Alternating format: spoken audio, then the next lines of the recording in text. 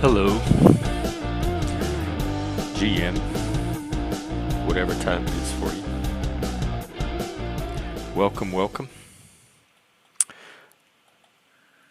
Okay, today we're going to do something a little different. I'm going to revisit what this channel is about, and I'm going to talk a little bit about the direction I see it going in the future. I also put together some community guidelines, which people have been suggesting I do for a while now. So I got the AI. I've been having a, I feel like the AI are building a relationship. I've been having a lot of conversation with it, and it's helping me to organize my own thoughts, articulate them in a way that I might not always achieve on my own, and it helped me to put together a list of guidelines for the community. So we'll go over that and a few other things. But first, I'll just briefly touch on the news. We're not going to do tweets or anything today. It looks like there was an Iranian plot to assassinate Donald Trump. DOJ charges 3. 2 Iranians busted in New York and 1 still on the loose. Oh, wow.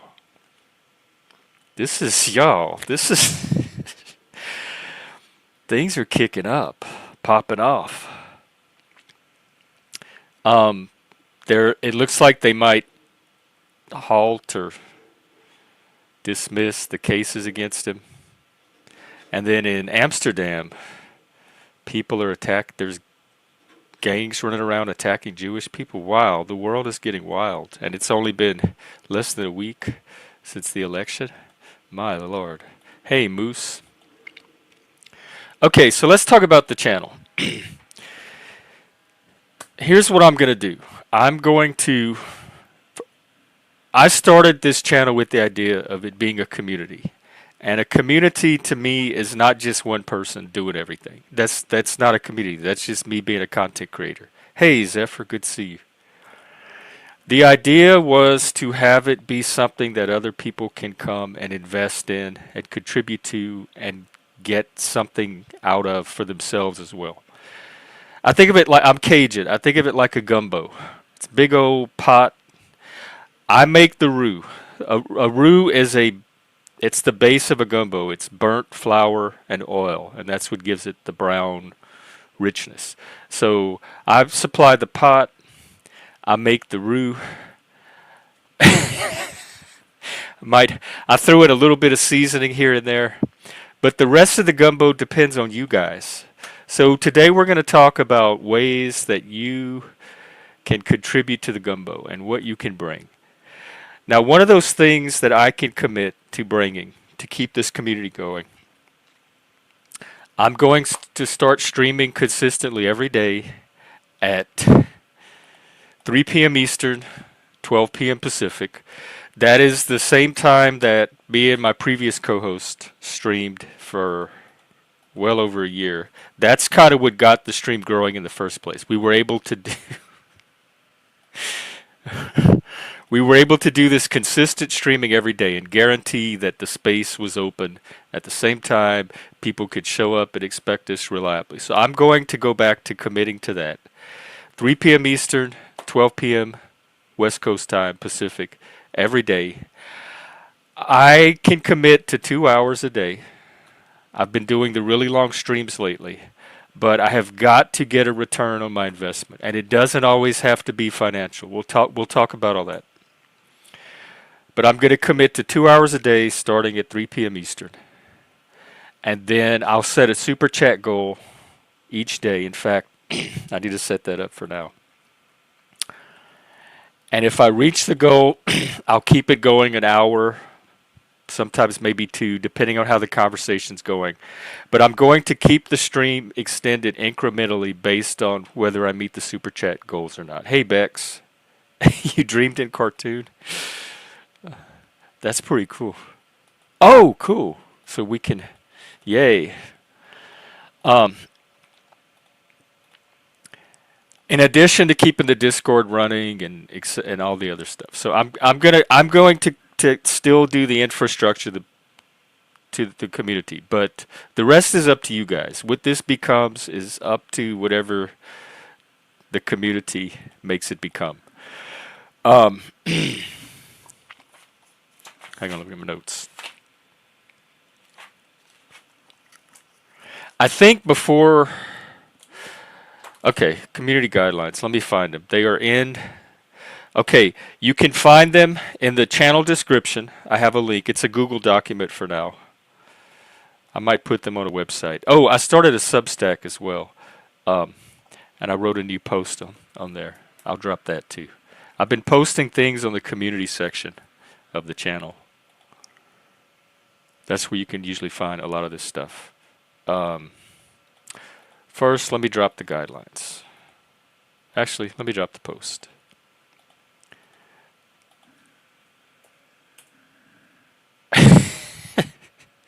Well, good. Rode hard. I'm glad they got you excited. I'm looking for that kind of enthusiasm. Okay. There's my latest Substack post. I'm going to try to do one a week, maybe every few days. It was suggested that when I do these topics, I get the AI I use the YouTube transcript and get the AI to write them up into a blog. So I may make these topics into short blogs each day or something. Okay, here are the community guidelines. I'm just going to summarize them. I'm not going to go over them in detail. But you can find them in the channel description, and they will be in the video description of each video as well.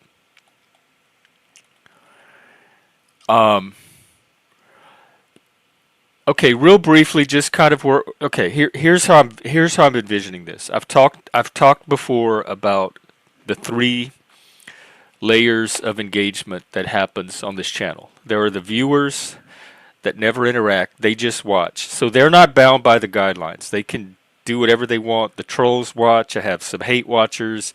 I have people that watch and clip content for their channel and do whatever with it. That's all fine. I'm not worried or bothered about any of that. So those don't really fall into the community guidelines. Then we have you guys, the chatters, who are absolutely one of my favorite parts of this whole stream and this medium. I love interacting with my chat. I'm going to assume if you are on this channel, chatting, engaging, that you are okay with these guidelines and you are agreeing to the vision that I'm trying to do here and are on board with helping to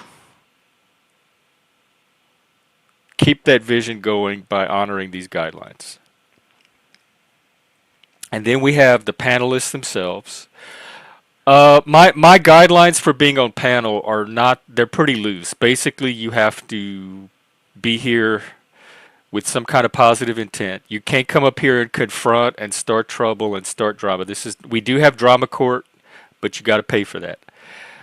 It's to have conversations and to connect with other people.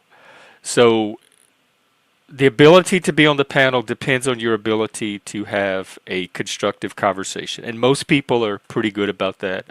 There's very few people on my I have a little short list of people that don't get to come on. But outside of that, y'all pretty much know my rules for conversation on the panel.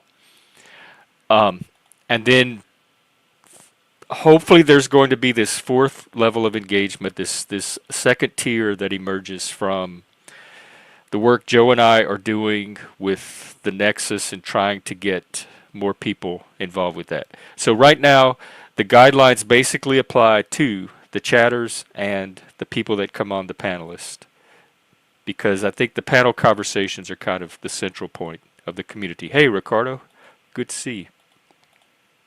So and I posted it on the community tab on YouTube.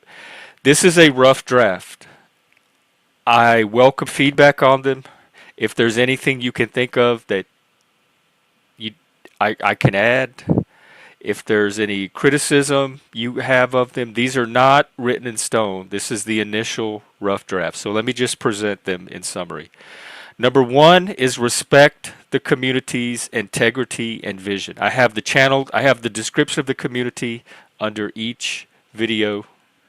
Um, it's a unsafe space for men, neurodivergent men, lone wolves, lost boys, other creative misfits. We're outliers. We're people that may not have an easy time fitting in other places. I'm creating a space that's built around our norms, where we can show up and be ourselves. Basically, it's a place to come for several things. Be yourself without having to mask or all these social pressures to be somebody you're not that you might get in other places. A place to get support when you need it, and a place to meet and connect with other outliers, which again is the heart of community building. So that's basically the vision for this channel. In order for this to work, we have to have some amount of trust and respect between us. Any actions or associations that undermine these values, harassment, disrespecting the channel, the vision of the channel, the purpose or the mission for the channel. Not so much disrespecting individuals that come here, because that part is kind of subjective. Or enabling those who work against our community goals will not be tolerated. Our mission requires respect for each other and for the community as a whole. If you're here, I'm going to assume you are part of this shared vision. It's not a cult. It's completely voluntary. I assume you're here because you want to be, you have the intrinsic motivation to be, and if you didn't or decide at any point you don't want to be, there's plenty of other communities that you can be part of. So that's going to be a working assumption for everybody here going forward. And that means respecting the goals for this channel. You know, I welcome different opinions, different points of view. They run the spectrum here. This is a place for Trump supporters, Kamala supporters, third-party supporters, apolitical. I want to emphasize that you're all welcomed here. I think we need those conflicting and contrasting points of view to keep this a dynamic, heterodox space. But any actions or associations that disrupt this purpose or threaten what I'm trying to do here have no place here. Number two, embrace realness. I like that. And set boundaries with intent. One of the core values here is authenticity. It's people being themselves. You can mask if you want to, but this place prioritizes the people that are looking for a space where they don't have to mask and can kind of let some of that down. And that does entail a certain amount of vulnerability and risk. And YouTube can be, it's dangerous out in these streets. It can be a dangerous place to do that. That's why I really need the help of the community to keep this what so far it seems like it has been. We don't police here. If somebody crosses your personal boundary, you can address it openly with them. Very rarely do I have to interfere as a third party. Usually it's to facilitate conversation. If I backstage someone, it's because they're interfering with the flow of the conversation and nothing more. And if I backstage you for that reason, I'll almost always bring you back once the other person's had a chance to talk. This is a place where we can show up as ourselves. So I want to encourage everyone to continue to share openly, but keep the idea of mutual respect in mind. You can critique or challenge others if your intent is to uplift, but not to diminish. No personal attacks, no malice, no trying to tear people down just because it feels good or it's relieving some personal angst you have about them. If somebody crosses your boundary, either confront them offline about it or do it openly here in front of us in the moment. But don't keep a bunch of pointless drama going for no reason. It's a bunch of noise that's cluttering up the mission that I'm trying to do here. Support fair play and mutual respect in all interactions. All of us bring strengths and limitations here. This is an outlier space. Not all of us are perfect at everything. Some of us have motoric issues. Some of us have communication issues. Some of us might not talk right. Some of us might not perfectly express what we're trying to express. We want to be patient and tolerant of all of that. And so I'm trying to keep the space as open for that as possible. Targeted teasing, especially about challenges like motor skills, processing speed, etc., people's limitations or disabilities that they can't help, undermines the spirit that I'm going for here. This shows up in some of the offline activities, and I've addressed it in the Discord, but also things like tone policing, conversation policing, emotion policing, punching down on people just for fun. All of that is not going to happen here. It detracts from that respect and trust that I'm trying to build to take the community to the next level. Treating each other as adults. It's very common in the autism world, the mental health world, the neurodivergent community, to be infantilized, to treat it like you are less capable than other people and that you need some kind of maternal or paternal looking after or intervening or people speaking for you or on your behalf, etc. The assumption here is that everybody is an autonomous, psychologically mature, self-determining adult, capable of making your own choices, handling challenges. We're not here to baby or infantilize or coddle each other. Respect that autonomy of each person. Let everybody have the room they need to be an adult here. Support each other without assuming that anyone needs any kind of extra handling. Treat each other's ideas, talents, and boundaries as valuable and worthy of genuine respect. And the last one is a commitment to these very values: trust, respect, and authenticity. Building a community like this of misfits, outliers, depends a lot on trust. If you're here, you're committing to a space where trust and respect are paramount. We're not just a group of individuals. We're here to build something that matters. Choose your actions and associations with integrity. If you're invested in this space, support it. Support the people in it. Support me. Support the members. Stay aligned with this vision.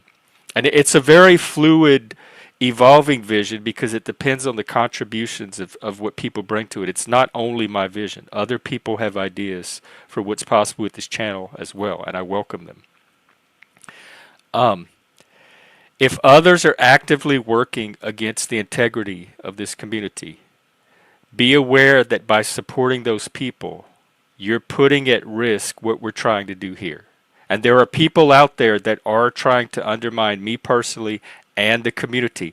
And I'm hearing other stories from content creators where as you grow and people identify that you're offering something valuable, there is a temptation for some antisocial people to come and try to deliberately undermine and disrupt that as much as they can. So we need to be on guard for that, and I really need the support of the community in this. I cannot do it alone. I can't do it without your help. We embrace our edges and our differences, but with the goal of building each other up, not tearing each other down. Hopefully all of us are here to make the space meaningful and show up with honesty, respect, and a commitment to these values. I want to thank you for making it the amazing place it's been so far, and please help me keep it that way. So what I'm going to do now is talk about some of those ways that you can do just that. Let me look at comments real quick. Oh yeah, and all of the like, subscribe. In fact, that will. No, I'm not paying your baby's daddy child support because I know I'm not your baby's daddy. You have to go hit up some other sucker for that. Oh, thank you, Ricardo. Jeff, why don't you? We miss you too. You know, you're always welcome to come up and chat. What is Not Laws grumbling about again? Not Laws, I made a whole post in the gaming channel on my experiences with gaming recently. I tried very hard. I have a disability called dyspraxia. It's similar to dyslexia and dyscalculia, where my brain, the way I describe it is I have a hard time, like my brain, the way my body is mapped onto my brain is off. So like if I think my hand is here, my brain thinks it's here and it's actually here. It's a processing difference, but it shows up in motor coordination. And I've tried to communicate that many, many times about I am the special ed version of a video gamer. I need a lot of patience, tolerance, extra care, and if I don't have that, I'm very behind the curve. I'm just going to hold everybody back. And I don't want, it's not fun for me, it's not fun for other people. So I need people to understand that and accommodate it however they can. It- all right, let's see. On the couch.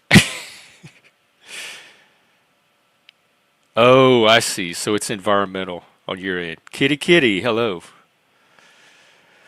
Okay, so ways to support and contribute to this channel. There are several.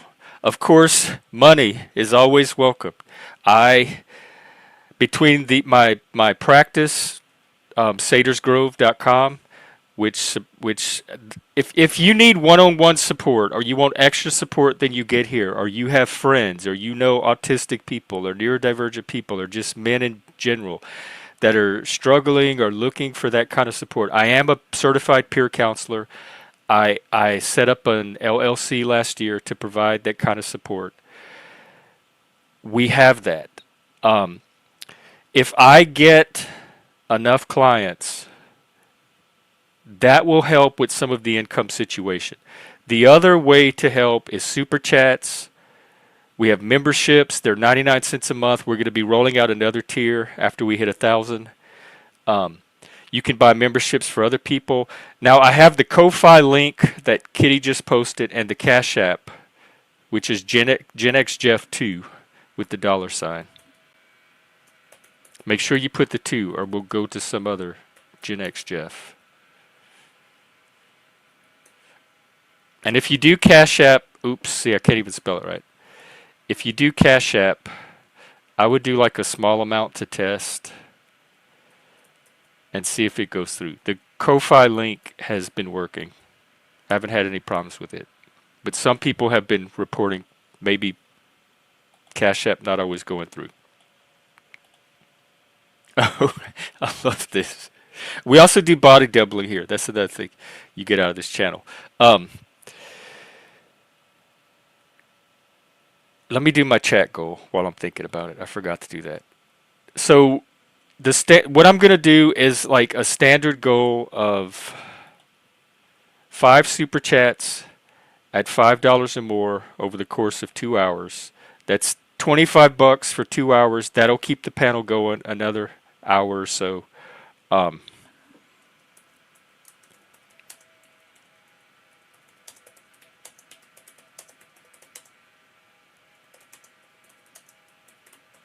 So we'll see, and I'm going to tweak this. I'm experimenting with this. We'll see how this model works. I may have to adjust some of the numbers, lower it, raise it, etc. But for now, I cannot keep doing the 8 to 12 hour streams and not getting some kind of compensation for it. It's just not a good use of my time and return on my investment. And I'm going to risk burnout if I keep doing that. And then the community's going to suffer from that. So money is always welcomed. And I have like a complex about taking money, especially from friends. I'm just going to get over that. So from now on, if you send money, I'm just going to thank you for it and appreciate it and and move on and try to just get that normalized for myself. That's the best way I can handle that, I think. The second way you can volunteer, I love this. Let me find the link.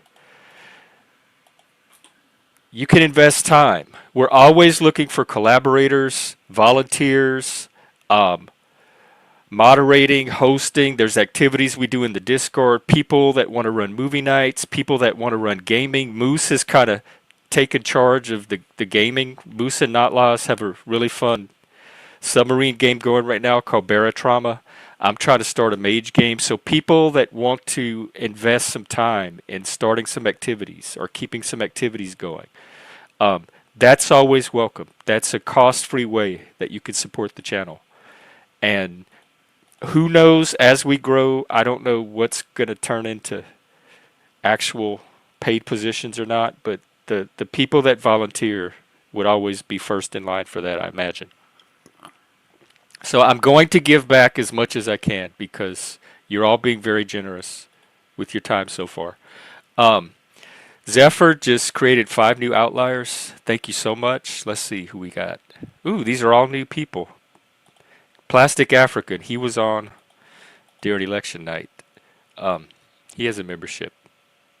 Wow, okay. Thank you, Zephyr. Maybe they'll show up and we'll get to meet them. This is for Zephyr. Zephyr's one of our biggest supporters, by the way. Really appreciate her. Okay, so if you do want to volunteer, hang on 1 second. Let me get the link. I created this for the Nexus, but I'm also going to use it for volunteers. I have a little form I created.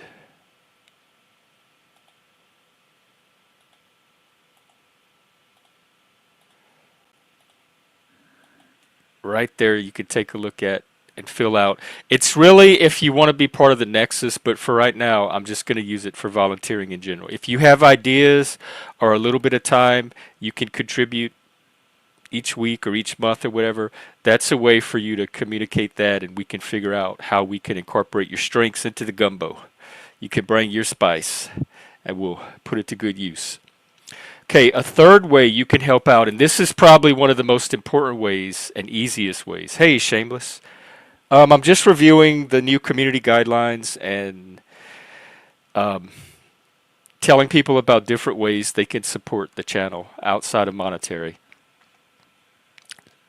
It's what Dolbez and I have been talking about when we talk about social capital. Right now, I think the channel still needs to grow before we have the critical mass to achieve a lot of what I'm achieving here. I think we're still in growth phase. So I think my goal right now is to try to break that 1,000 mark and then go from there. So the ways you can help is through networking. Tell your friends. Bring your friends here if you want. I love meeting new people. If you have friends that are outliers or think that would enjoy this space, let them know about it. Help me get the numbers up. If you know other channels that might want to come on here or that I could go on their panel, helping to find opportunities for me to network and bring what I'm doing to other people and start some kind of collaboration. Other online groups, if you have Facebook groups, you could post the channel in there, that kind of stuff. I'm calling all of that social capital. Each person using their own social network to try to help the channel grow. Another thing that would really, really, really help, and right now the best way to do this is probably to email me through my website. If you go to sadersgrove.com, there's a contact me button. That is a way that anybody can email me if they need to. Testimonials. If you find value in this channel, if it has helped you in the past, if you want to write a short little blurb or paragraph about the value that this channel has added to your life, if I collect those, that will really help me in getting the message out to other people and hopefully helping bring some more numbers in to grow the channel. So if you're able to add a testimonial, just email it through my Saders Grove website to me, and I'll collect them and get them posted at some point. Another way you could help me personally, which would also help the channel, like I said, is client referrals. If you know anybody that might be in need of my services, I will give a YouTube or a friend of YouTube a discount. So just tell me your YouTube name if you contact me, or I have them tell me that they were referred by you, and I will give them a discount on my services. And the pricing depends on what exactly I'm going to be doing for each person. Right now I'm private pay, so I can tell you that in order to sustain the business, I'm not exactly cheap, but I don't think I'm exactly expensive either. I could probably put together a good package for you for under 100 per session. And my sessions are not by the hour, by the way. They go as long as they're needed. Sometimes they can go 2 or 3 hours, and it's just a flat price. I don't want to nickel and dime people. I just want to make sure they get the support they're needed. All right, and the final form of support, I'm calling moral support or advocacy. In addition to the networking and trying to grow the channel, you can advocate for the mission of the channel and for what I'm trying to do here. If you see people working against it, you can be a voice that kind of gives the counterpoint to whatever they're trying to do to undermine it. You can reinforce the message that I'm trying to make a positive contribution here. I'm trying to help other people. You can help by not supporting malicious actors that are trying to undermine the channel. There are people out there that add nothing to the Panelverse or YouTube. They are net negatives. They are destructive. They are malicious. At the very least, you cannot support those people, or you can try to emphasize the positive contributions I'm making here in the face of that. I hope everybody knows that I have their back here. If I see you out on other channels or being attacked or somebody's messing with you, it's just a natural instinct for me to step in and defend my friends.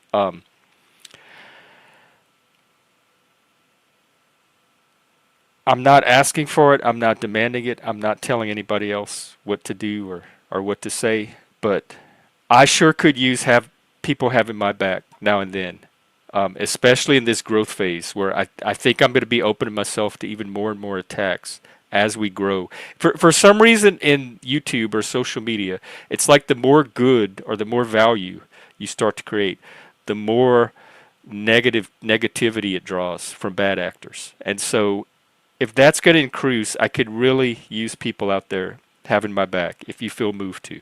And it's not just my back, it's defending the community itself. It's keeping the gumbo fresh and able to keep cooking. So those are some ways you can support the channel other than financial. There's super chats, membership, Ko-Fi, Cash App, client referrals, etc. That all helps financially. There's volunteering time, moderating, hosting events, coming on the panel, keeping the discussions going, etc., co-hosting, collaborating on specific streams. If you like, Leggy and I do our music thing, Joe and I do our Nexus thing.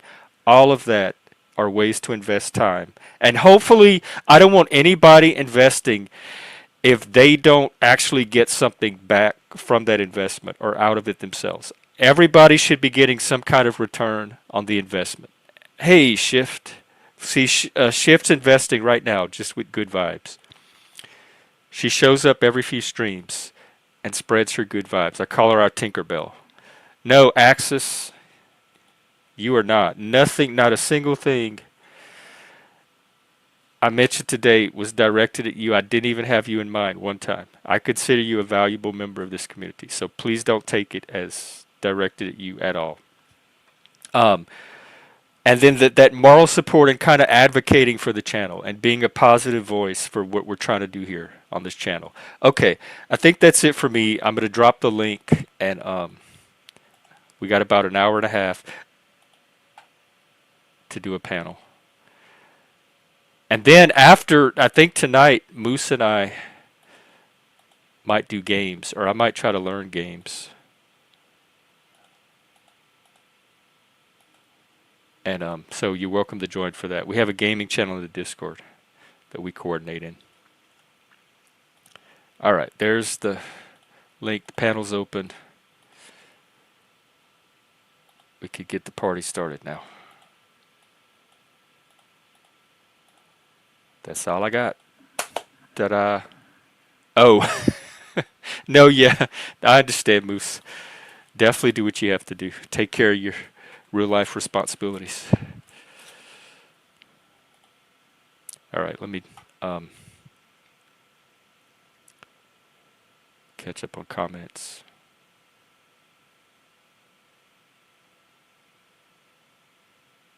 Not laws is? Who would have thought? I've always said that I think not laws is a decent person at heart. I've seen him show impressive amounts of integrity.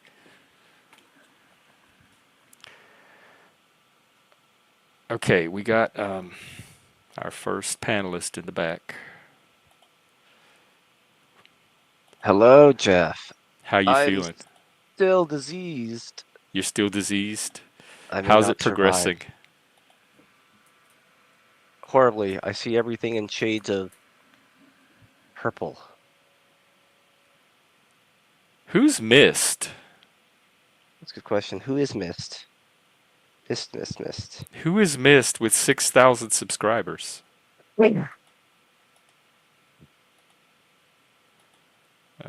Missed. Is it like the mist? Like Oh, thank you. No, fog? MIST. It's a channel with your picture on it. Do you have a second channel? Who? You. He's talking Me? about you, Big Joe. Hey, Moose. Hey there. Or, this is weird. Hang on, let me it I'm just sick came too, up. Joe. We're dying sure over here. just- The only healthy just person showing- on panel is Jeff. Oh, it's okay. Yeah. Never mind. It's a different YouTuber. I'm the only person showing up. Do you see Joe? No, I said you're the only healthy one. I don't. Well, I mean, I'm an autistic gay Satanist. How healthy can I be? And B, You I don't put have a lot, the plague a lot, right a lot now. of work into Me that and Joe health. have the plague. Yeah. We have Oh, the you mean coof. physical health? You have the plague too? Yeah. Yeah, Are the we all negative catching it karma. from each other? I thought I was coming down with something the other day. I felt, I started thought- feeling something election night. You thought you were coming down with something. Everybody's Uh, been it took- sick it- around I, me. I think it was something. I don't think it was a cold, but it was something for a day or so. I had a lot of fatigue and listlessness. So I want to circle back to the community guidelines now that the three wise men are here, so to say. This is our Nexus team, by the way. If you I wanna mean, I join should us. show myself. I got a fresh cut, Oh, yeah. feeling sexy. Look at that. Yeah. I see Not it. really, but we'll get in. You don't here. feel sexy? You should. Both of you should. Nah, this camera. Look at this camera. It's like from fucking. It's vibrating. Look at it. It's It looks like my background. fucking scratchy as shit. Doesn't look good at all. Joe's Is it way clearer. 180? I mean Nah, this 1080? shit sucks. 720 or something. Moose, what? What? That door looks weird. It only has two sides to the threshold, unless I'm looking at. Oh shit. Oh wait, is it? There's a wall there, like it's There's behind. a wall I right see. there. It's That not does a look square pretty room. fucking weird, Okay. though. It That looks. does Yeah, it look looks like an weird. Alice in Wonderland door. I haven't set up my. I haven't set it up yet. So, community guidelines.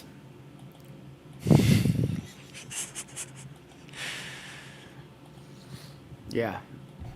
All difficult discussions. Like, if we're gonna vote somebody out, I think we should do it on the submarine. Do we vote out here? I usually just make an executive decision because it's usually a troll trying to come up and disrupt. That's the only people I've ever voted out.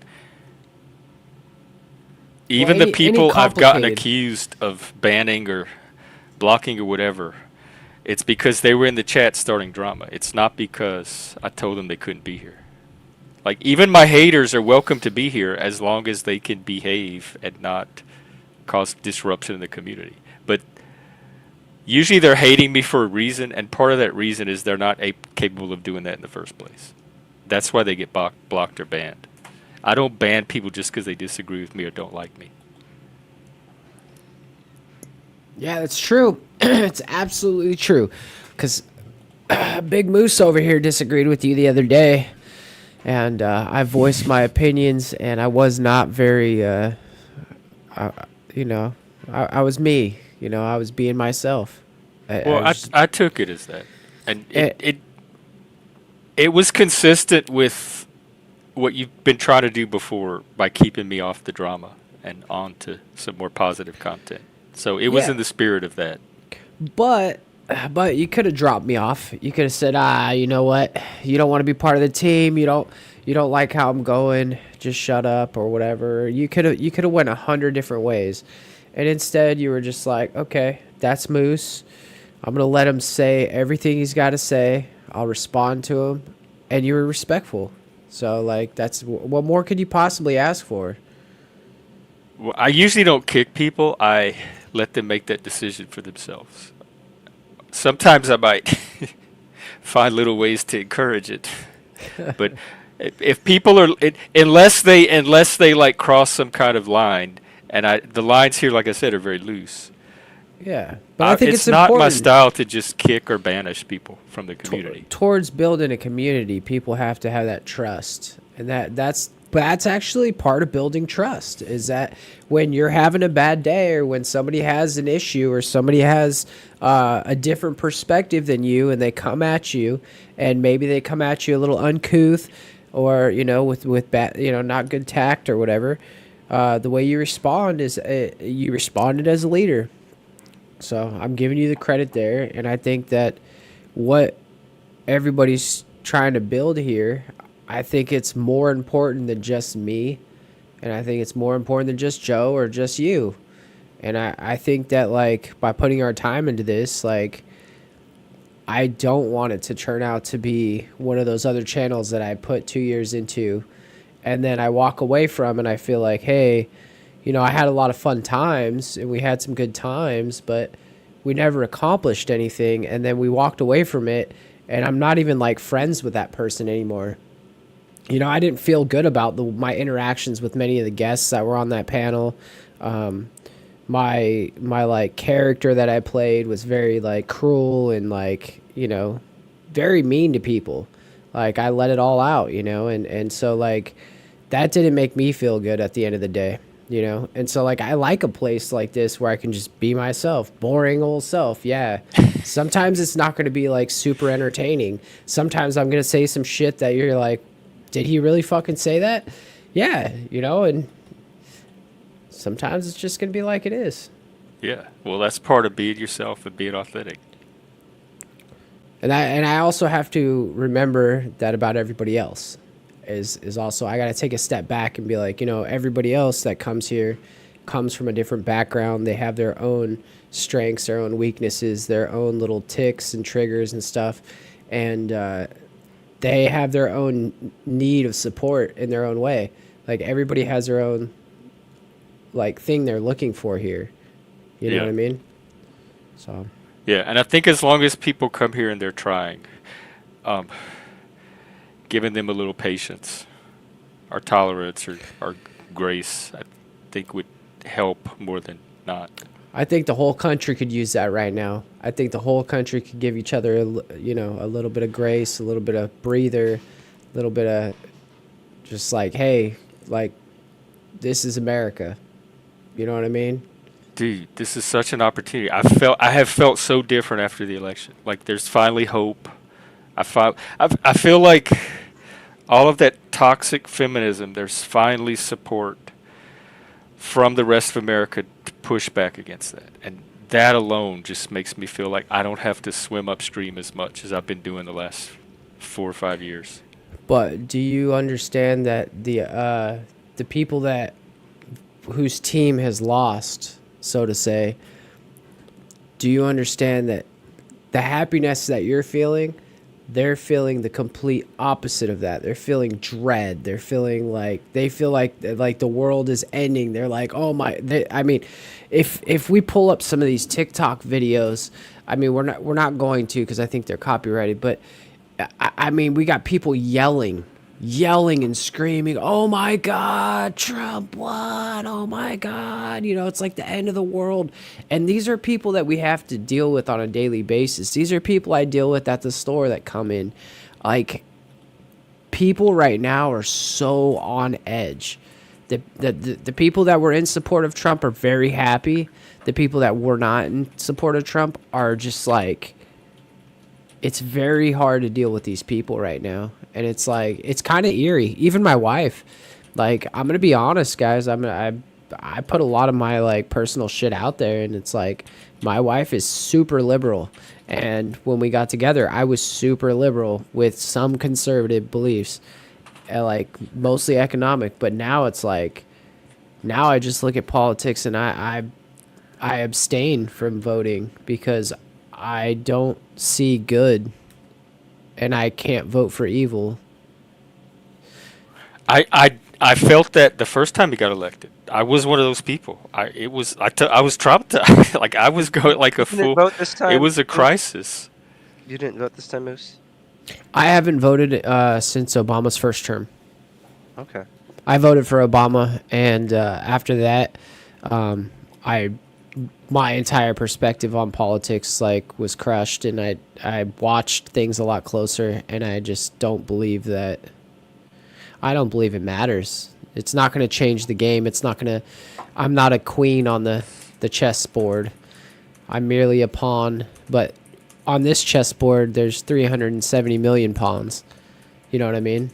So, being a pawn in 370 million when there's only one queen still doesn't matter. You're less important. And even if my vote did matter, I still do not find a candidate that I support. I don't find a candidate that is honest and true and actually like says, "Hey, this is what I'm going to do," gets elected and does it. I find Oh people no, I never thought that they were out there. Maybe I just have a more like pragmatic sense of politics. It what is Was it Obama that let you down? Is that when the black pilling started? Yeah. Oh yeah. Well, that's when I got the black pill. Like when 9/11 hit, that's when I started like becoming a conspiracy theorist. And then once Obama's first term, like once I realized that people were totally disregarding the fact that we were committing war crimes, we were dropping bombs and stuff on wedding parties and hospitals and stuff, and people weren't saying anything about it. People weren't speaking out about it. And when I spoke out about it, it was met with very like much vitriol and stuff, and it was I just couldn't understand it. I couldn't understand that I voted for the man, but I can't criticize him, or I can't like ask questions about like why are we killing people, innocent children, women, and people in a hospital for what? To go, like, you know what I mean? It's I What was don't he? believe Wait, it. what? Because I You could look it up. what did he it's- do? It's not him I specifically. didn't pay. But he I was didn't in pay a lot charge of the attention military. under Obama, and I think people that did picked up on a lot of the things I have grievances about earlier.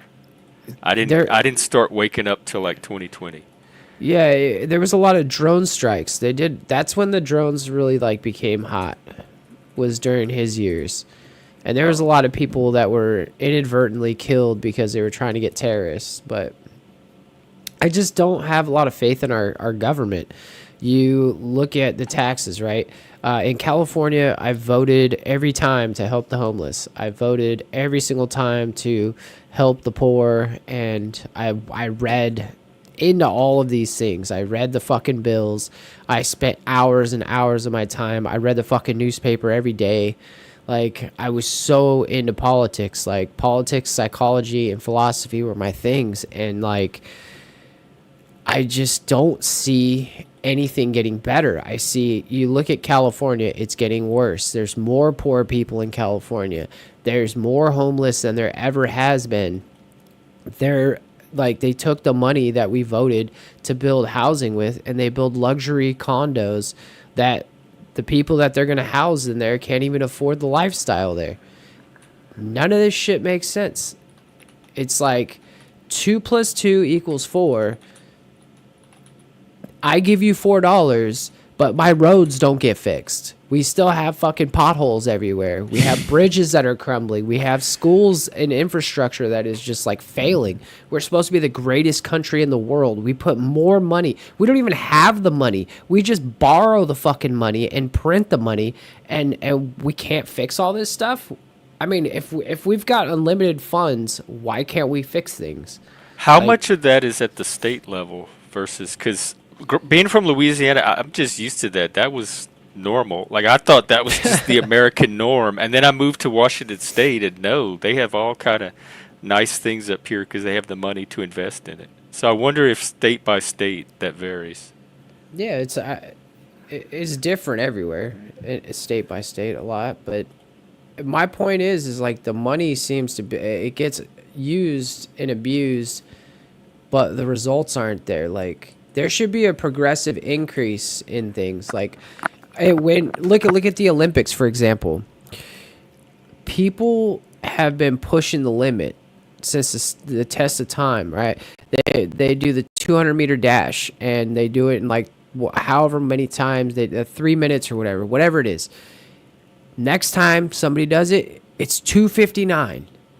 Next time somebody gets it, they keep going and going. Oh, they can't break it. They can't break it. Oh, now we're at 2:54. You know what I'm saying? It progresses. You see progression.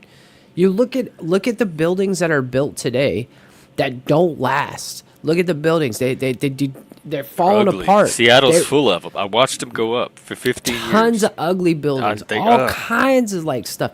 And then you look at stuff they built like 200 years ago.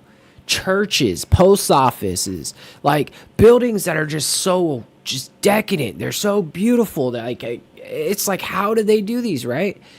So why today is everything worse? Why are we not getting better shit? Why aren't our children smarter? Why aren't our politicians smarter? Why, you know what I mean? Like these aren't the best and the brightest people. Like we should be moving forward, not backwards. How can I believe in a system that doesn't move forward? Go. I agree.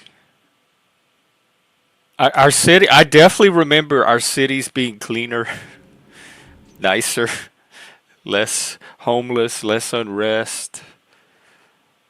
I watched that happen with just Seattle alone. That's one reason I left. It got so bad. So there are things that are degrading. Now Joe analyzes stocks, so he knows which companies are progressing stock wise, but are people seeing real world effects on the ground? Is that a question for me? It could be. No. Well, I mean, I'll just say a company does not need the rest of society to do well to do well. So is privatization the way to go? Quit depending on the government to do it? It could be. I think that would be a mixture of for-profit and non-profit endeavors. And then you have to trust. Having worked in the nonprofit ecosystem, I'm very skeptical of. I mean, look what you yourself have experience with nonprofits. Yeah, I know. But at the same time, I could, if I were investing the portfolio of a nonprofit, I would not have to worry about any taxes, and I could get maximum compounding. So that would be a pretty nice advantage. But that's just one example. I mean, I think it's all vulnerable to corruption, but I haven't seen nonprofits produce the results that private I think companies. it's too easy maybe to make them, and people abuse them. That's why. So there's that. Yeah, and then even making a profitable business isn't easy. But Right. then if privatization is the answer, then we get into corporatism because that's what private companies are going to evolve into eventually. It's true, which is why I keep saying we're in a post-democratic society, because we just operate in the common law system that the Democrats of the past, Democrat small d, created for us. Did he say Democrat small d? Yeah, so not the party. I'm not talking about the party. I'm talking about the people that created a democratic system. Basically, like the founding fathers and anyone else who. Well, we're actually a constitutional federal republic, technically. Blah, blah, blah, blah, blah, blah, blah, blah, blah, blah, blah. But I mean, we just had an election that seemed like democracy at work or the will of the people at work. Yeah, it did seem like that. And not only at the majority. federal level, we got a lot of governors, representatives, we got the Senate. And it turns out like almost all of the states, even the blue ones, shifted slightly right. Washington State was, I think, the only state that went even further left than the rest of the country. So we're like now the bastion for all of the progressive and wokeness that the rest of the country just rejected. I'm so ready to get out of here. It does seem like people did partly vote against wokeness in favor of, you know, some idea of meritocracy. I think it's a trap. And I'm going to give you my new prediction because, Jeff, I predicted that Trump was going to be the United States' last president. But I have I have an alternate prediction. I think that Kamala is going to be the next president. You mean you don't think they're gonna accept the Biden's Trump gonna victory? Where's Biden's Joe gonna die. Biden? Where's Biden at? Have you folks? seen him? They had a video of him. He looks completely healed. He's so normal. There's not a sign of any of his cognitive issues. Speaking of the democracy thing, I want to share this one tweet. Okay, this is all. These are all the people that are concerned that there's a threat to democracy. The people that thought democracy was very threatened broke Trump. Somewhat threatened broke Trump. The people that thought it was somewhat secure are the ones that went for Harris. And people that thought democracy was very secure also went to Trump. Look at all of the people worried about democracy and who they turned to as their candidate. That narrative is over. It's done. The racism narrative is done, and the threat to democracy narrative is done. Nobody's buying it. They do not trust the left as the solutions to either of those things.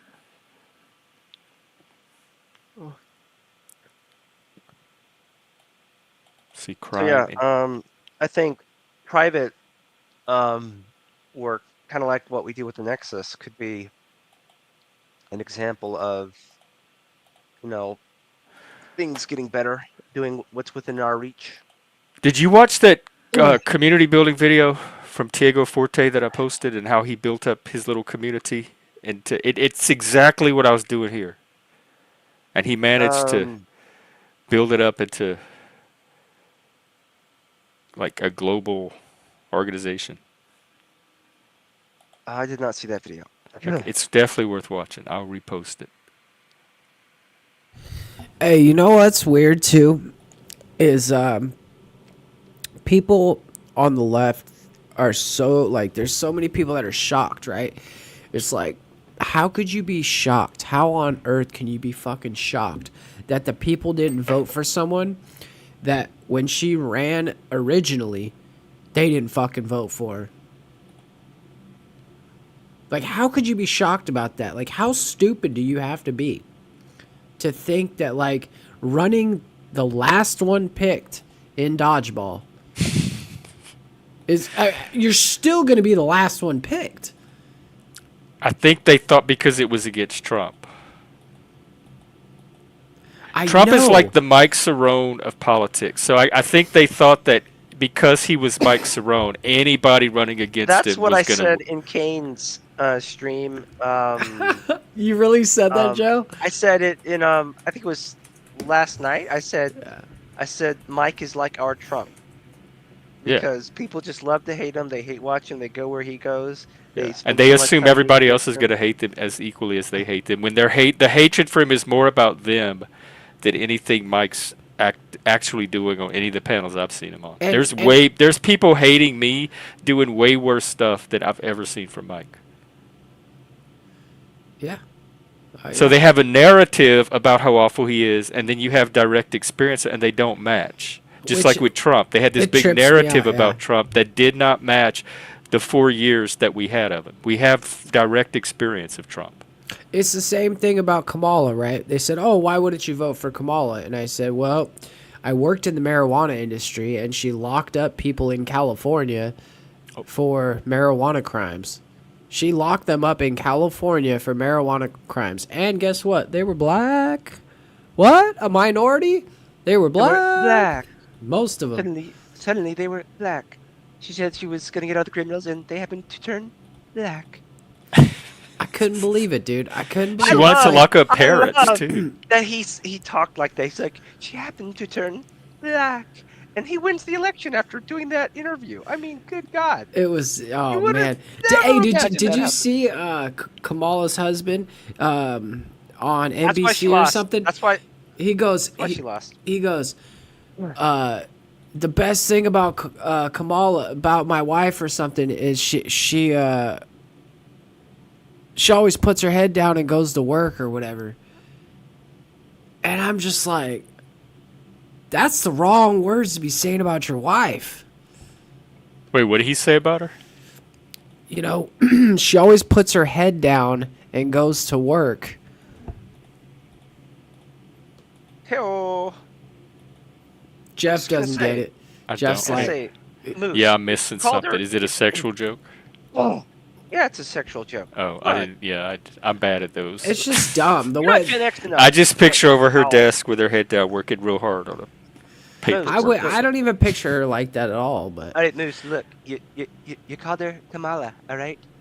Everyone knows her name's Kamala, but you still said Kamala, right? And that's why she lost. People don't know her name. People know my name, Donald Trump. All right? How can you forget a name like that? Nobody forgets. I have the most memorable name. Take a name like Kamala. I've even heard people say Kamala. you know, I I only did the Trump to cut you off, Moose, so I could take over the conversation. Not even to take be it funny. over. It's That's awesome. what I You're did. good. Oh yeah, Take Joe. it. We haven't heard from you in a while. Yeah. Kamala's not important. Go Catch ahead. us up. Yeah. Well, I've been diseased, right? So I've been kind of sparing my appearances because I'm all kind of, sound bad and That's good self care. look. Is look that the drowsy. new girl? Did the new girl get you sick? No, I haven't met her in person yet. She's an eHarmony match. Are you postponing the date? eHarmony. I told her like it. that if I wake up in the morning and I feel well, I will let her know by a certain time, and then we can proceed with our date. I definitely say no, Joe. The way you look right now and the way you sound, you're gonna fucking lose it. Yeah, but if I don't feel well tomorrow morning, it's assumed that it's canceled unless I say otherwise, and then we're gonna have to push it back 2 weekends because she's gonna have a bunch of work. It's all right. She's gonna want it more. She's Yeah, gonna, I mean, she's gonna again, see I've- you. She's gonna be like, "Look at sexy Joe." Joe's gonna come out. You're gonna have your voice back. at this point, another 2 weeks isn't. My main misgiving is it'll be a lot colder, and I like to wear open-toe shoes. But oh well, that's whatever.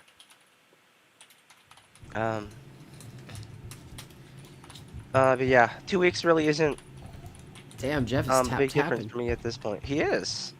Huh? Yeah. Oh, we're just- I You're actually think very there's bad something at- to what I said though about her name. Like, you can't win an election if people don't know how to say your fucking name.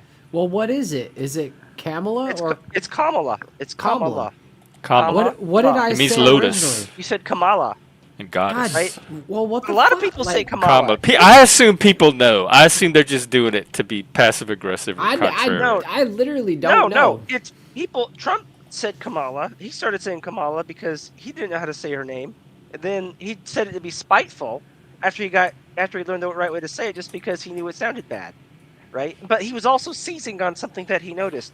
People don't know how to say her fucking name, and if you make it an election about, here's me, the candidate, you know how to say my name, versus the candidate, you don't even know how to say her fucking name. Do you really want her in the White House? He does these like subliminal things. Like, Wow. this is why he's such a good salesman.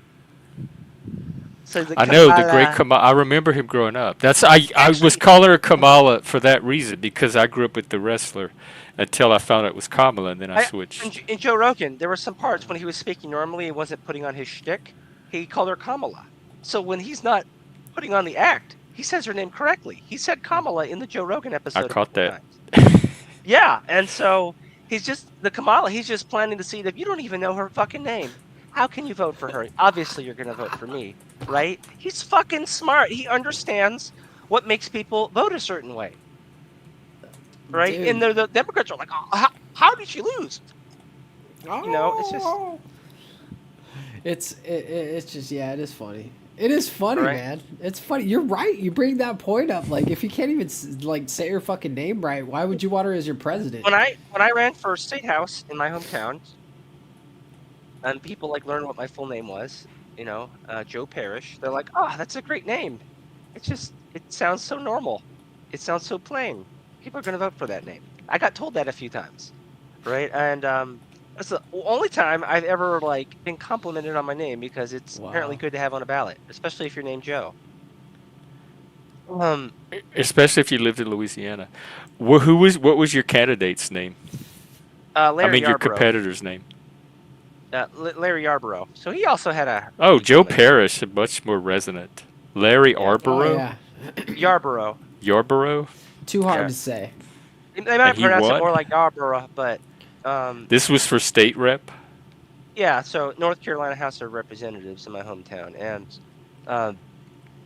uh, he was the incumbent, but he'd only been in a term because the occupant prior had retired, and he had been a Democrat. So I challenged the Republican. It was actually considered a contested district, but I didn't win because I didn't have name recognition or resources. But also, it's like, even though it was my hometown, I was really not Dude, that's the badass, natural. Joe. You I ran. wasn't. Yeah, You that I ran. was not the natural person to represent that constituency, and I understand that now. It was like an older, aging boomer country folk type of constituency, and I'm a millennial who never really took on his southern roots completely. So it's just that wasn't my constituency to represent, and I don't think I was ever going to win, even if I had more money and resources. That's still badass that you tried. Yeah. How did you campaign? Did you like to connect with the people? I tried to go to events and stuff. I tried to like see if I could uh get in touch with voters who are more like my demographic. But that was just difficult. I remember when the Pokemon Go app launched. It was actually the summer of that election year, so I like would engage with folks in the parks and stuff, and meet folks there. But um yeah, other than that, I mean, you'd have to have a lot of money to pay to people to do canvases for you, and um probably want to do some kind of ad. And I didn't really want to fundraise because like most of the people who'd want to cut you a check want some sort of favor. So it's like there are not very many people I want to go ask money from. Like I was a Bernie Sanders supporter in the 2016 primary. That's the year that I ran. Right? Like I was not about just to be like, oh, please give me all the money you got. It was sort of a thing where it was strategically impractical on top of the fact S- that I wasn't a natural, again, representative. I don't think I was the candidate to represent that constituency. I think it was a good thing that I lost. How do you feel I about Bernie now? still like Bernie. I mean, I would say he's still my favorite politician.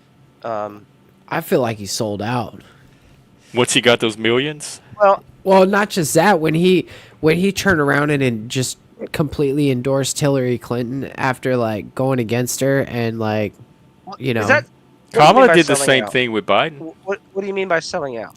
Just tell me I that. I just think that like I look at him right, and I look at Hillary, and I see two entirely different moral compasses. I see like or spectrum on the spectrum. They're completely different. Like Hillary Clinton is somebody who laughs about children getting bombed in Haiti or some shit. I mean I watched the interview with her. I watched a lot of this shit. And I look at her and I see her as an evil person, right? And I see Bernie Sanders as like he was like supposed to be the guy. He was supposed to be anti-corporation. He was supposed to be, for the people, unions. Get us higher pay, get our schools back in order, get all of our infrastructure back up. Like I honestly was a Bernie dude. I thought like Bernie could do it, but when he endorsed somebody that I had such an ill taste for, it killed it for me. I did not, in turn support Hillary because Bernie joined her. But the way I look at it is, Bernie looked at um, what opportunity he liked more. Because unlike us, where we can just go about our lives, um, even though he did not win the primary and therefore was not going to become president, he's still going to be a senator. And so he has to think, you know, for the rest of my time as a senator, which one do I think gives me more opportunities for the legislation I want? If he helps Hillary get elected, he's not just helping her become president, but he's getting more Democrats elected into Congress, and it'll be easier for him to get the kind of legislation he wants passed. And he Damn, always has Joe. he always has to make deals with, like, John McCain even talked about this. Like, Bernie's a compromiser. Bernie will meet you halfway. He'll always say, "This is what I want to keep doing. I'm not done. I'm not going to act like I did something." But like, if he can get an amendment through or do a trade that gets more of what he wants incrementally each time, he'll do that rather than just completely go without nothing. And I think that's what that was. I think it was extremely disappointing, and I think it had the negative long-term effect that he was slow to appreciate of rewarding the Democratic Party for its corporatism, and something that I think is very easy to appreciate right now. But me, I saw that for what it was, and I said, "Nope, I love you, Bernie, but I'm not going to follow you Yeah. on this one." I feel you. I feel you. Yeah. You still got faith in him then. Yeah. Well, I mean, it's just I have to be It willing to is put what it myself in is. his shoes, right? Like, Yeah. and even though You're right. I You think, have to see that person. and even though I think Hillary's a crook, I have to put myself in her shoes a lot. Like, how did she become a crook? Well, we could argue about at what point in time in the long political careers of the Clintons they became crooks. But I think one thing that probably contributed to it was, after all these years of preparation, of supporting her husband, even through all the affairs he had, the particularly embarrassing one being Lewinsky, she finally runs for the primary in 2008. And Barack Obama kind of just walks in and says, "Hey guys," and he just wins by being cool and she's lame. And I think that really impacted Hillary Clinton psychologically. And she did everything she could over the next 8 years to make sure that she would win. And that's why she got the DNC to help her run a dirty primary campaign to beat Bernie, which inadvertently was part of her undoing because it embarrassed her and allowed Trump to win. Yep. Yep. So, like, does that mean it's okay? No, but do I understand it? Is it easy to say that Hillary's just evil? Sure, but like, let's look at it what it's really like. It's Obama just showing up and snatching it from her that is a huge slap in the face. In some Yeah, ways, dude. it's Because it's he came almost from disrespectful. nowhere. He I came know from nowhere. Hillary was right. She's like, I have a background doing this, this, and that, and Obama has a speech he made in 2004. And she wasn't wrong. He didn't have much of a background. He had been a state senator in Illinois briefly, and then he was only a senator, in a U.S. senator from Illinois for about 2 years when he started running for president. Like, he didn't even finish his first senatorial term, and he just becomes the fucking president. Yeah. So yeah, I mean, I get it. That doesn't mean she was owed it, but everyone has their own personal narrative. And it's like, you look at what happened with Joe Rogan. How does Joe Rogan end up endorsing Trump, right? And because I when didn't actually 2020, watch that interview. So yeah, well, he he actually endorsed him at the end. not at the end of the interview, but like after, like when he released his next episode, he also, like, election day, like the morning, he endorsed Trump. And Wow. so he did it, I think, the day he released the Elon episode, because he interviewed Elon after Trump and Vance, I think. And uh, um, Joe Rogan endorsed Bernie in 2020. He said he was going to vote for him. And you got to look at it from Joe Rogan's shoes. It's like people on the left kept saying, "We hate you, Joe Rogan." When Bernie thanked him on Twitter for the endorsement, I saw a bunch of replies saying, "Bernie, I know you're trying to, like, be grateful or make connections, but you don't want to be associated with Joe Rogan." They were discouraging him. Bernie Wow. supporters were discouraging him. Wow. And now they're like, "Well, how did the left lose young men?" Well, what Yeah. do you fucking think? So, yeah, Well, it's easy to see how the left lost young men. Like, first off, the left are like have turned completely against men in almost every aspect of what's this society. stupid fucking debate happening in chat right now? God damn. What are we debating? Yeah, I don't Moose. know. Yeah, keep going. You keep going. I'm narrating what I see. That's all. Oh yeah, Yeah.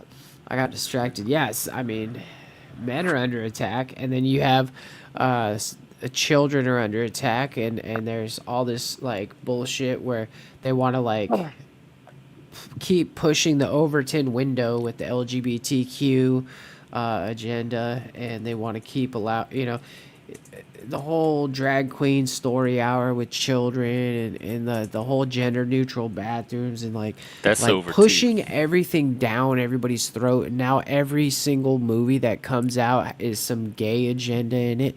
It's like none of it is organic. And then you've got the trading of the races on all these different movies. So now the Little Mermaid, she's got to be blue, and she's got to be all this and blah blah blah. And it's Like the Smurfs. like literally, like, if they didn't drown the people with all this bullshit, they would still vote left. They wouldn't vote for Trump because Trump is actually, in many ways, he's obnoxious. He's not a great business person. He's declared bankruptcy multiple times. He's not faithful to his wife. There's multiple reasons that would make me not vote for him. So it's like the left gives you every reason not to vote for him. And over the last 4 years, our lives have been getting nothing but worse. Our bills are going up, our taxes are going up. We're not getting raises. It's one of those things that like people are feeling it. People are squeezed, and when you're in that economic time where people are feeling a squeeze, they're going to turn to the other side because your side hasn't done anything. And when you keep promising things but you can't deliver and you're still in charge of it, it like people have less faith. So it's like, I don't know. I feel like I see both sides. I feel like I see why That people makes would you vote. an enlightened centrist. I mean, I would love for a Congress to balance a budget. If they could balance a budget, I'd vote for them anytime. Especially a president. If they were all for like going back to the gold standard and opening up fracking again. Even though I know fracking has a bunch of environmental things, there are places where they can frack where nobody lives and it's not going to harm anybody. And just just work on America again, and focus on the country. Like close up the borders, allow immigration, but don't allow unfettered immigration. Have people take care of their communities again, because we can't take care of the rest of the world. We can't be sending money to Ukraine. Like that's a big one too. How many people are out there who are losing their houses, losing their cars, and they're watching the government send billions of dollars to another country? Like, how many fucking reasons do you need not to vote blue? Joe, I saw where it looks like Trump might be setting up a showdown with the Fed, with Jerome Powell, like trying to get rid of him. What do you think about that? I did not hear about like an actual threat of that. I heard a journalist ask Jerome Powell about that. Like, will you resign if Trump asked you to? And he said no. And it seemed more like they were just trying to bait a response out of him because the election just happened. That was my impression of it. I'm not aware that Oh, Trump actually intends to sack Jerome Powell. I thought it Or was that, based on Trump suggesting that he might do that. well, I don't think he has the authority to do that. He has a role in the appointment, Well, but that's the thing. That's what needs to be clarified, because the way the Fed is set up, it's very ambiguous who has the authority, what the accountability is, and whether it's an Fed is an independent agency, or if it falls under Congress, which it should fall under Congress. the Fed is But sort of Congress is like the Feds are saying we're independent. They can be nonpartisan, but I don't think that makes them independent. Hey, Chuck, thank you so much. Leggy, good to Yo, see you. the Fed is a semi-private, semi-public institution. It's a bit both at once. We need to clarify what the Fed is, and and clarify exactly what the limits to their power are and where their accountability is. I think that would satisfy a lot of people. And Well, I so mean, if he challenges the Fed and at least that comes out of it, I'll be its happy. power is pretty clearly defined. People just don't like it because they don't like the idea of a Well, central control. where's the what little I've been looking of it? There's debates and controversies over exactly what the Fed, like where their accountability, like just simple things like can he get rid of Jerome Powell? Yeah, he could.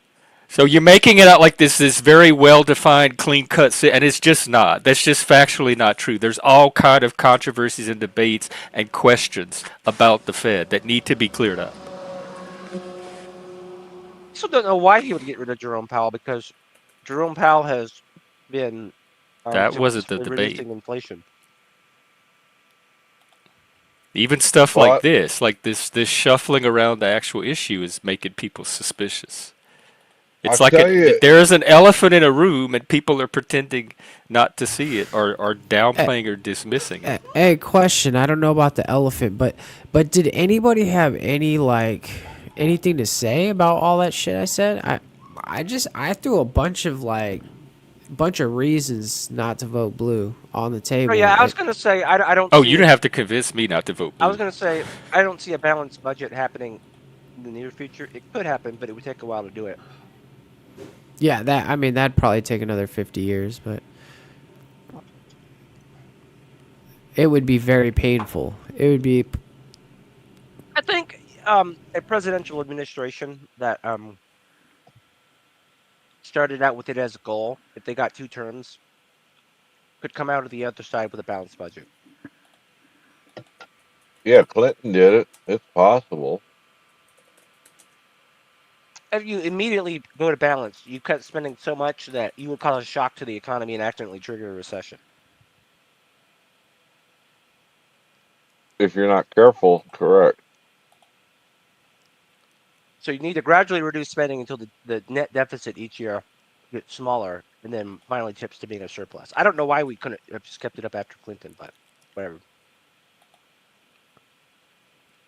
MSN says right here in this article, firing Powell from his role as chairman is a bit of a legal gray area. So they're even acknowledging that it's a legal gray area. So to gaslight and pretend like it's just cut and dried, it's not. There's not ambiguity that needs to be cleared up. Well, why are we even worried about it? Because I don't even know why Trump would want to fire See, him. now you're dismissing people. People are concerned Because- about the power the Fed has and what controls we might have over it. And your response is, why are you even concerned about that? That's dismissive of people's concerns. People have the right to be concerned about a position that nobody knows how to get rid of if you need to. That's their exact concern about Trump. He's going to get in power and we're not going to be able to get rid of him. But somehow, oh, why are you so concerned that there's this other position in the exact same situation? It's the gaslighting I'm reacting to. We have Illumatami in the back that Oh Trump, shit! Trump He and can do Powell good. do not get along. I know that. They don't see eye to eye on the economy. The main reason I'm confused is because Trump says he wants to reduce inflation. Powell has delivered on reducing inflation. So it just seems to me like if Trump wants a good thing, Powell is too it's not slow about to Powell in react. particular. It's about the position. It's the larger issue about we have a position that nobody seems to know how to get rid of the person. And if there ever is a reason to, how do we do it? That's a concern. That is a legitimate concern. When people are saying we don't know, it's a gray area. We don't know how to get somebody out of this position. How do we have a branch of government with a position in it that's not one of the 3 main branches that nobody knows if they can get rid of or not? You don't see that as a concern, a systemic concern in the future for whatever reason? Not about Powell specifically. I mean, I was just assuming that Congress could do something to the effect, right? Because Congress. That's what the issue is. Congress is not sure themselves. Like we have an issue with the Fed and how it fits into our 3 existing branches of government and where the ultimate accountability is. That seems like a legitimate systemic issue that we need to clear up as a nation. And if Trump challenges Powell, that will clarify that issue. I see value in that. Tommy, what you think? This is my thing, man. That I've been looping in the panelverse since I got here. With every country, you hear the term Federal Reserve, and you think, "Oh, federal government, my government," and it's none of those things. It is a private, family-started institution that runs the world's money. It's the world's centralized banking Ponzi scheme that is going digital. It'll be the foundation for a mark to buy and sell. And it's been designed over history for me to look crazy when I say this. It's why the CIA coined the term conspiracy theorist. But all roads will lead us right to what I'm saying. Do you I'm think getting a there'll be a little taste of time? it just here. Do you think there'll be a time where paper currency will be worthless?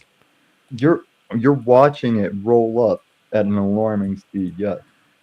They won't go as drastic as to cut it all off in one day, but there's already major retailers that if you try and pay in cash, they'll be like, that's a Visa machine over there. You can convert that cash into a card. We can't take cash here.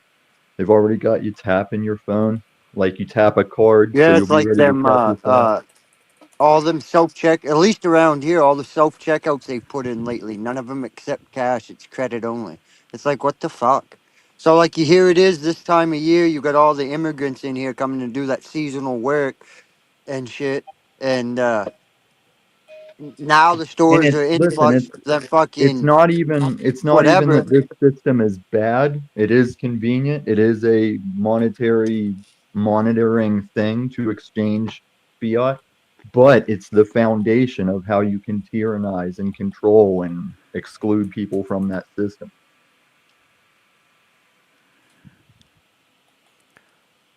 Jeff, was it just digit like credit cards, just swipe cards, or did they have some kind of Six Flags currency?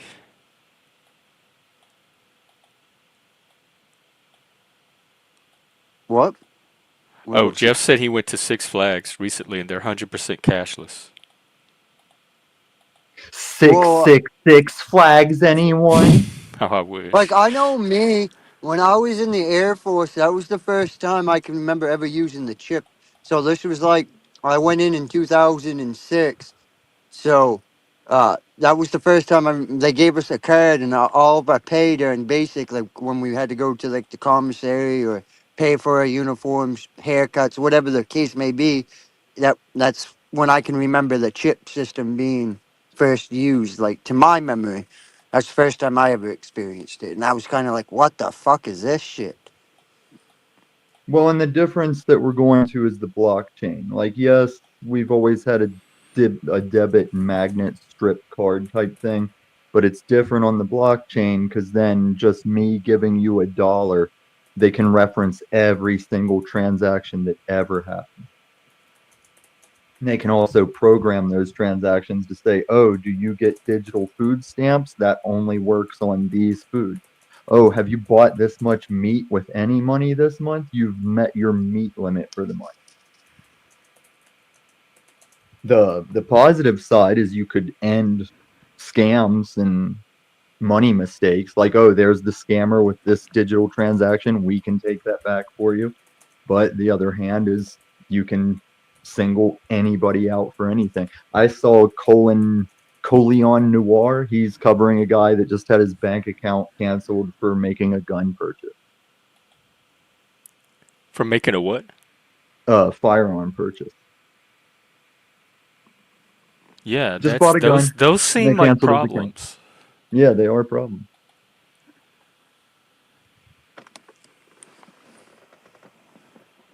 Oh fuck!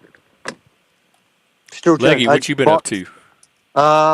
Working my ass off. I bought the wife a fucking Toyota Sequoia, so I worked my ass off for that fucking down payment. Oh, damn. Wow. Hey, Squatch. Leggy, do you still want to do our music thing next week? Yes, sir. I was on the boat and didn't have service. I was trying to I forgot message you, about it but too. I it was wasn't actually like that. live streaming at the same time we were supposed to be live. So And next week's my birthday too, by the way, next Wednesday. So we can do it on my birthday. nice. Yeah, she's been fucking wanting one of these fucking Sequoias since her stepmother got one. What's it called? Toyota? I don't even know what they are. Sequoia, a Toyota Yeah, I don't know Sequoia. cars. 'Cause I don't ever Dude, drive this them. fucking thing has like a fucking V8 in it. It's Oh, it's like fucking a nuts. SUV?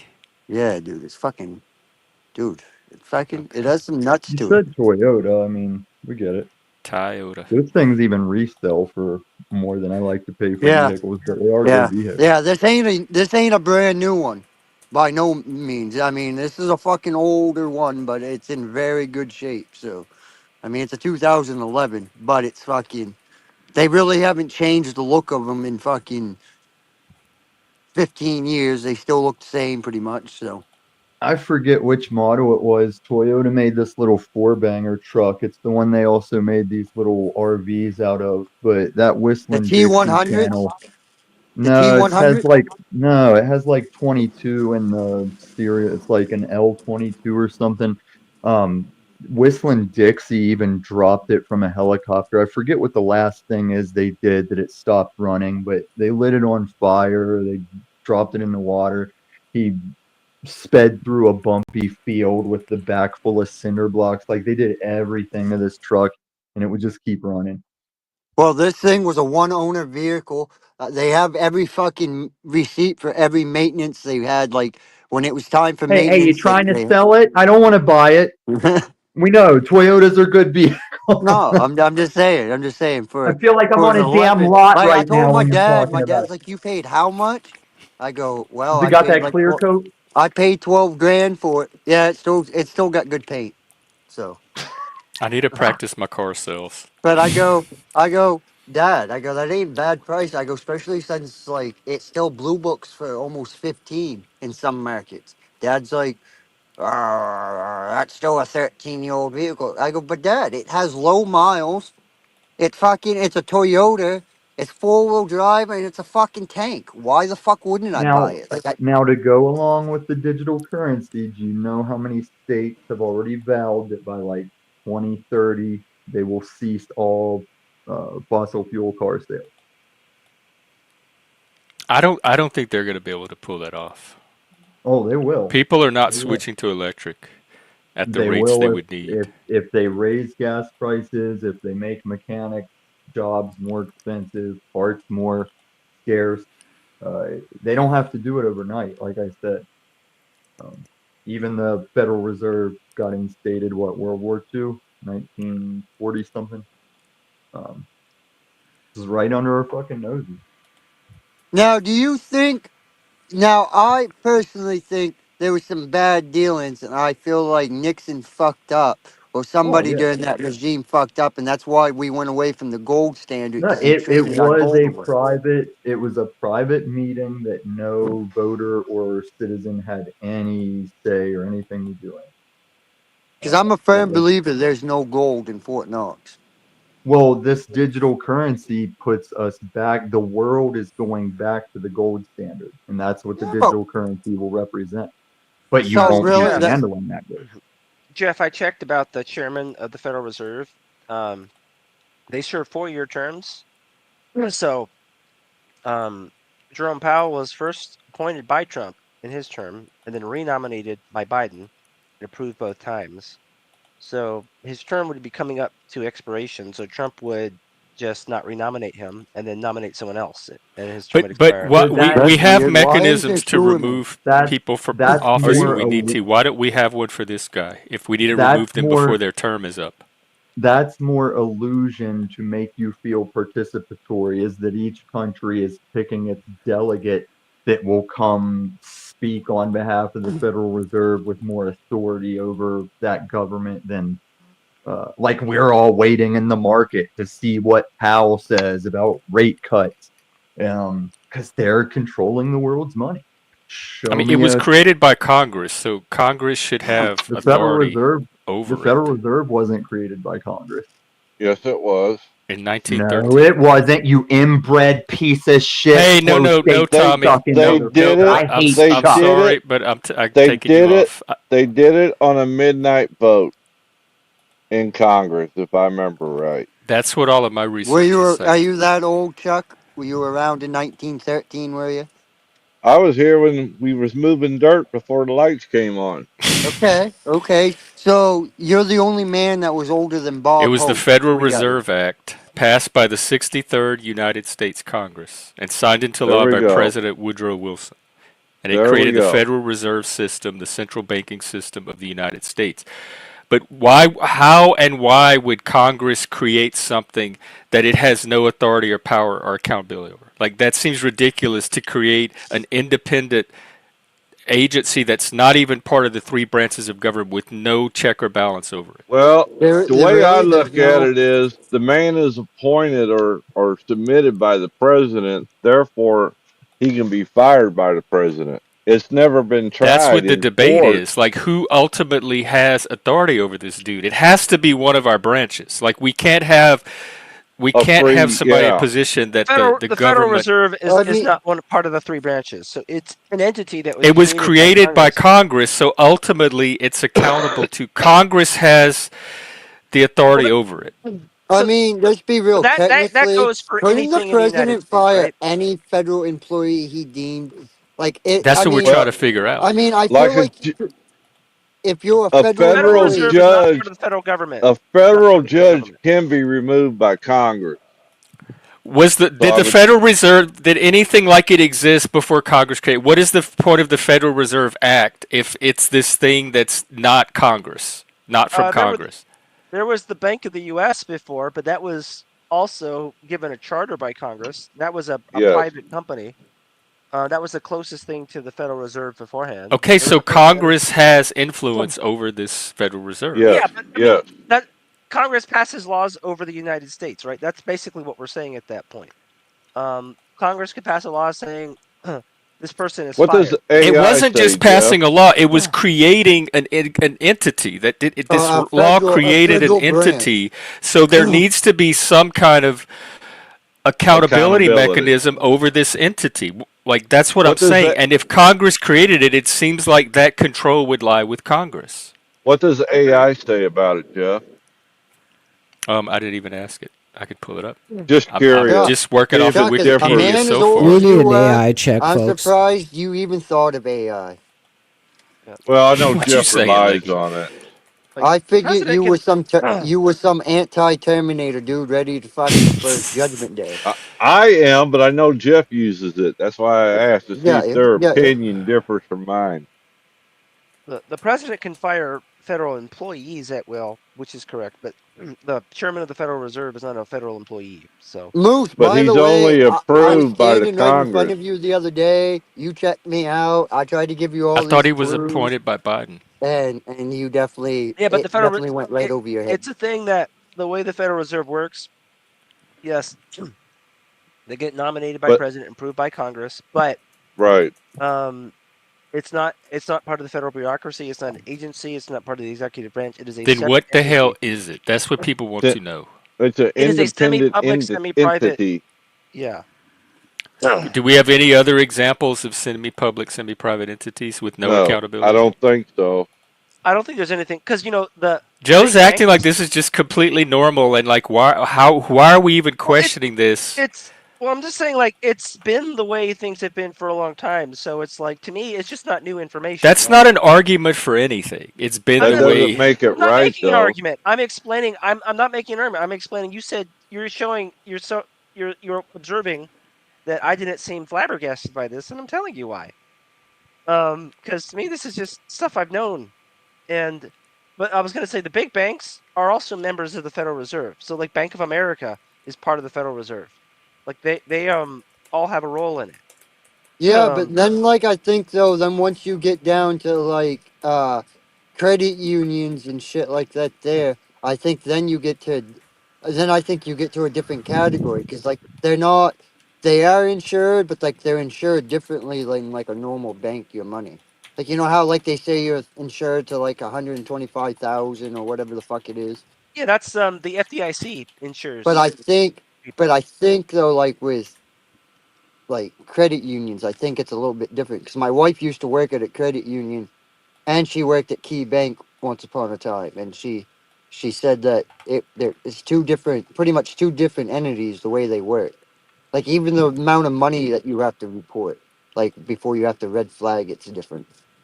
We'll see if this guy could shed any light on it. We have a Canadian in the house. What do you know about the Um, Fed? so well so what you guys are saying is both right? So the Federal Reserve does have like it is an agency that reports to Congress, right? But the banks, the Federal Reserve banks, that's set up like private corporations. You understand? No. That's what we're trying to figure out. This is what the AI has to say so far.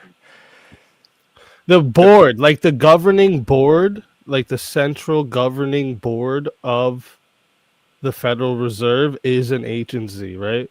It's an agency of the federal government. It reports to Congress, but the banks, the Federal Reserve banks that they oversee, those are set up like private corporations. Okay, I This is where understand. the I this is where the understand that corruption comes in. through the banks themselves, not through the actual Right, board that Congress created. right. And then, so who oversees the banks? The board. There's 12 of them, right? There's 12 Federal Reserve banks, and they all act as different like they have different borders basically, and they have different presidents for each. Okay, AI says while Congress doesn't have direct control over day-to-day decisions, it has oversight authority. The Federal Yeah, Reserve is accountable to Congress, yeah. which is what I was saying. And Congress has the power to modify the Federal Reserve Act, potentially changing the Fed structure over that. So I was right. It was Congress. That's all I've been saying. Yeah.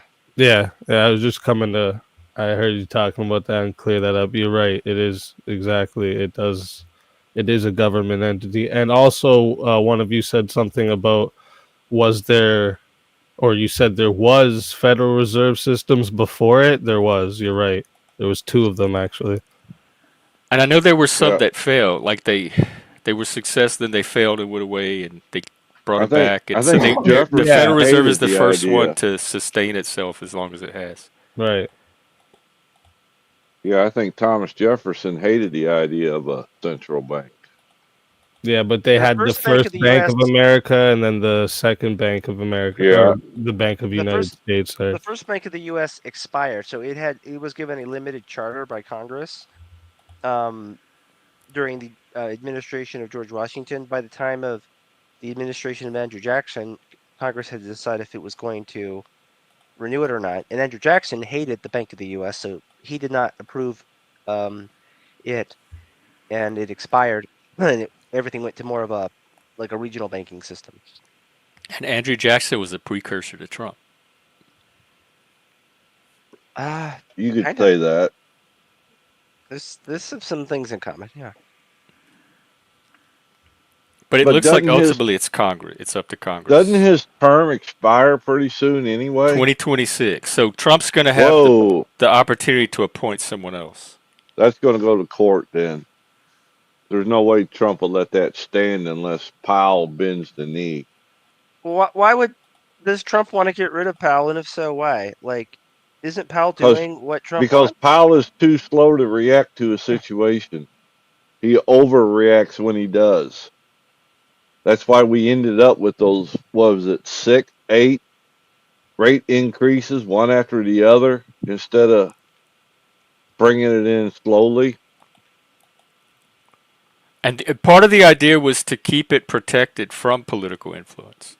But I don't see how you can have a political entity under the authority of Congress and also protect it from, like, there's some tension right there in its design from the start. Yes. They're independent, but they're not independent, if that makes no sense. Okay. Well, I don't really care either way. The Fed's gonna Well, act some of like us the Fed, do. whoever runs it. So I'm not really. I mean, if you look at the long history of the Fed, they've mostly acted the same way, whoever the chairman is. Now I know this new who did he pick for uh doggone it. Who's the one that runs the White House under the president? Chief of Staff? Yeah, this chief of staff he picked, this female, she flat told him, "We either doing it my way or I'm on the highway." Who'd he She was pick? uh Susie Oh, Wiles. the one that rented the couch? The The one the that ran one his that ran campaign. the campaign, yes. But she made the same deal with him on the campaign.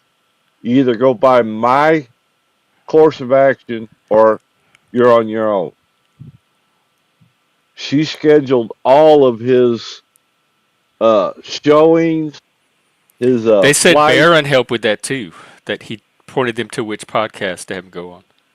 Oh, could Because be. Barron Trump was very tuned in to the. But she told him there's going to be no free reign to the Oval Office like there was the first time. Well, that's if Trump listens to her. Right. If he's smart, he will. Maybe he learned his I lesson the saw her first drag her time. husband on stage during that speech. She definitely seems like she wears the pants. Oh, no doubt.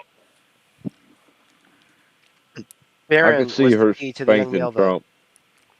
The Karen of staff. Who was his chief of staff last time? He had a number of chiefs of staff last time. Oh, they can't. He'll probably The have first- a number of people The this time. first too. one was the chairman of the RNC, which was that little mousy guy. What was his name?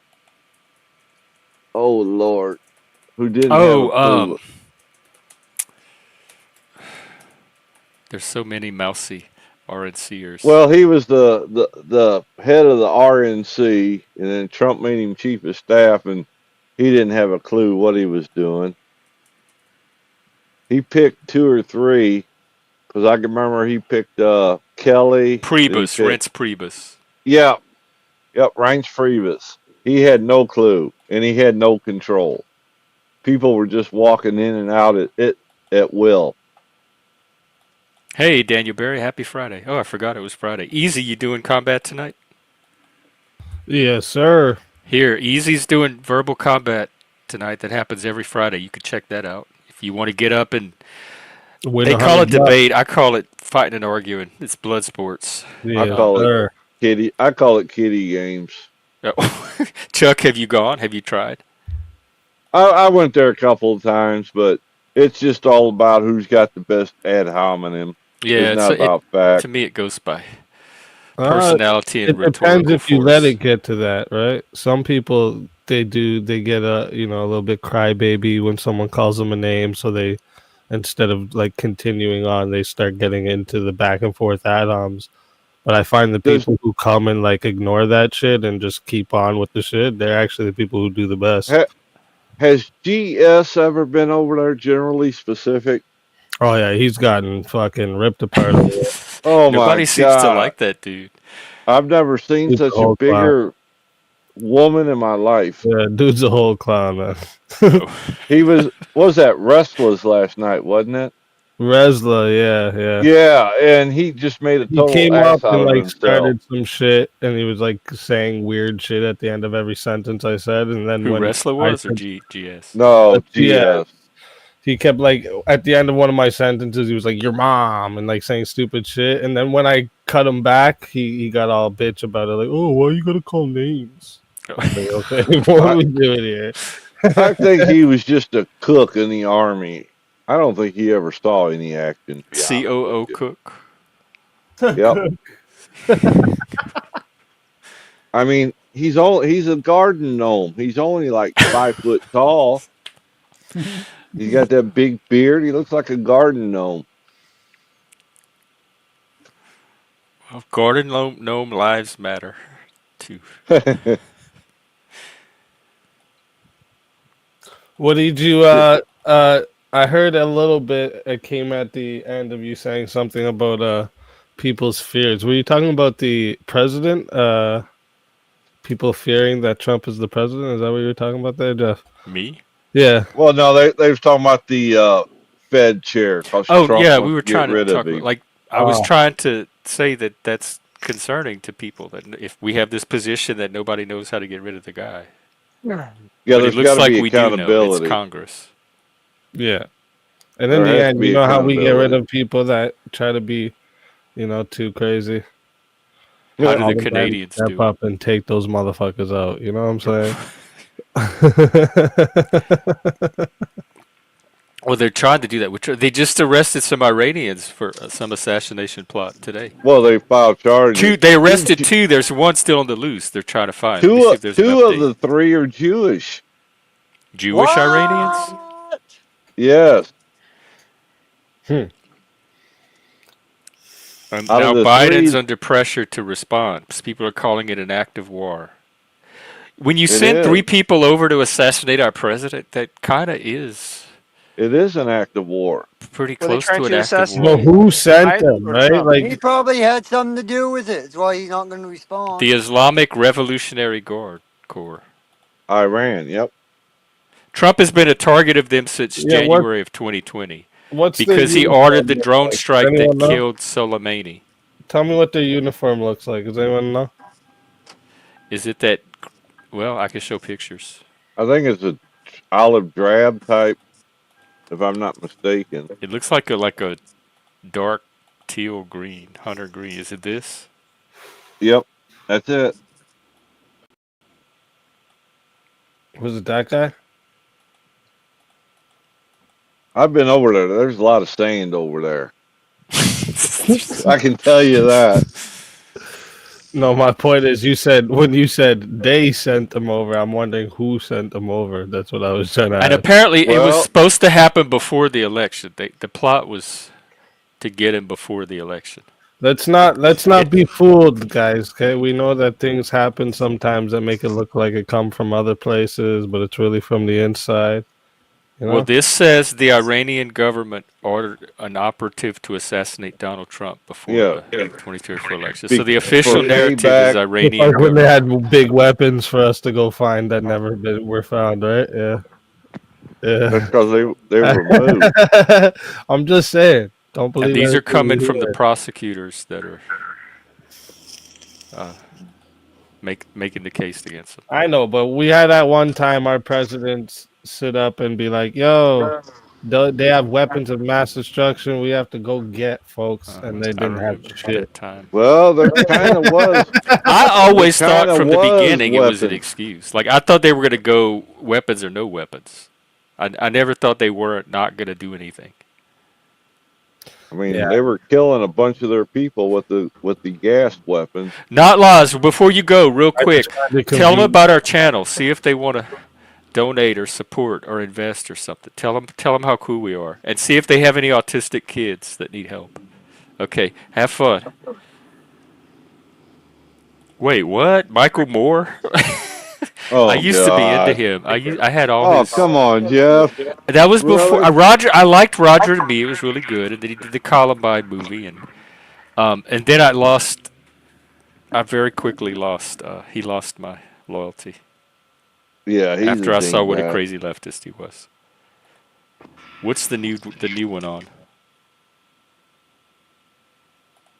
I don't even follow that. I didn't even think he was mainstream before. I could be wrong. He did one on mental health that I actually didn't watch. Well, you Planet need to of get the in with Humans. Talcott, because Talcott says he's Okay. getting in there. Movie night across America. It's streaming for free. Celebrate. Oh yeah, Fahrenheit 9/11. I forgot about that one. Oh yeah, Fahrenheit 9/11. Fahrenheit 9/11. Yep. That's probably his best one. I saw them all, but I don't remember. Like they're not sticking in my memory, other than Roger and Me. Mainly because it had that rabbit scene, and it was more about the working class. It was more relatable because it was about fucking over the working class. Yeah, but you can skew anything to make He's it. planning a new one on like- climate change. That'll be a joy. Oh, Lord. This is You the, forget this is that. the guy that you guys are talking about, Fahrenheit. The same guy that Bowling for Columbine. Yeah, Yep. that guy. And then he also did there's one called Fahrenheit 11/9. Oh, that's the one that's streaming on his site, right? It's not the same one. What's 11/9? That's what he did after Trump won the first time. Yeah. Oh, I didn't know about that. See, that's what I had quit paying attention to him. I had him tuned out. That's when you Yeah, got he smart. does a Is bunch it all about like demonizing Trump? He has a Probably. bunch of different political documentaries. He correctly guessed that Trump would flip the Rust Belt in 2016, though. That he what? What? I said Moore correctly guessed that Trump would flip the Rust Belt in 2016. Oh, Well, yeah. yeah, that's his. To me, that's where he's strongest is the Rust Yeah. Belt issues. Oh, Trump crushed the blue wall this time. There's no Yeah, doubt about that. they gave Biden a chance and buyer's remorse. I Like, no, mean, thank you. Give us Trump when he was back. able to take Pennsylvania and states like that, you knew something was wrong. Not a single person in my life told me not to like Michael Moore. I don't even know anybody that even talks about the dude. I have my own judgment. I watch movies all the fucking time and make my own decisions. I read books. I don't have anybody telling me what to like. You are deranged. Now go find Yep, some rich yep. people and bring them to our channel. He's got TDS. He does. There's no doubt about it. He's progressive. He's a progressive projector because everything he says about us is we clearly see it on himself. What's interesting is most of what people hated about the war in Iraq was basically the point was made in Fahrenheit 9/11. But only half of people listened to Fahrenheit 9/11 at the time. It's kind of interesting. I did watch it, but I didn't. Like I said, I barely remember it. I was living in Vegas. I might have been drunk.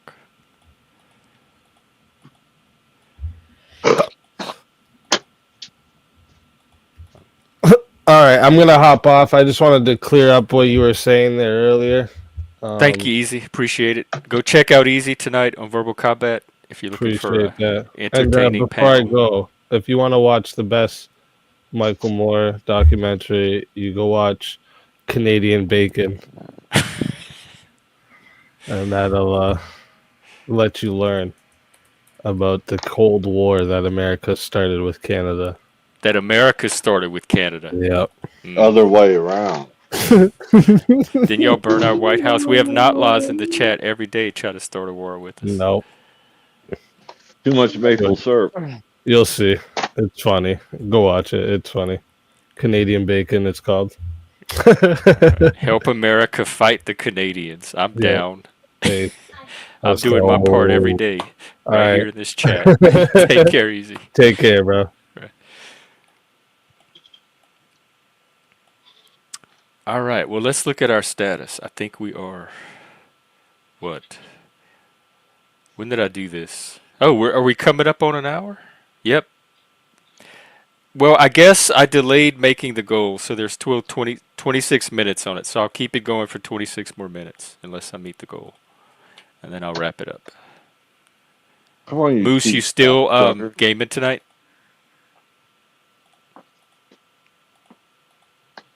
Oh, he probably stepped away. He's too high to the game. Oh, sometimes you game better.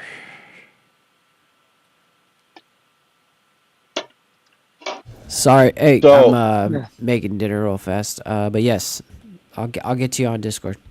What are you making? Oh, never mind. Focus on that. That's fine. You could send a picture of it later. I know it's kind of surprising to me the amount of no pushback after this election. Do you? Yeah, how they just. Well, it's hard to push back on something that decisive too.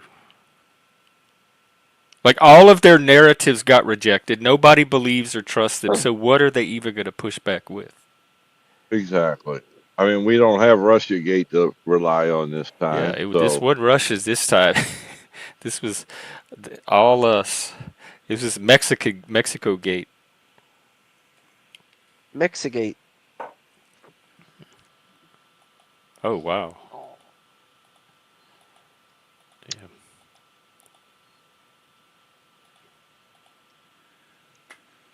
Yeah, I was watching some of the rather left media like MSNBC, NBC, ABC election night, and you could tell from the start that they were worried.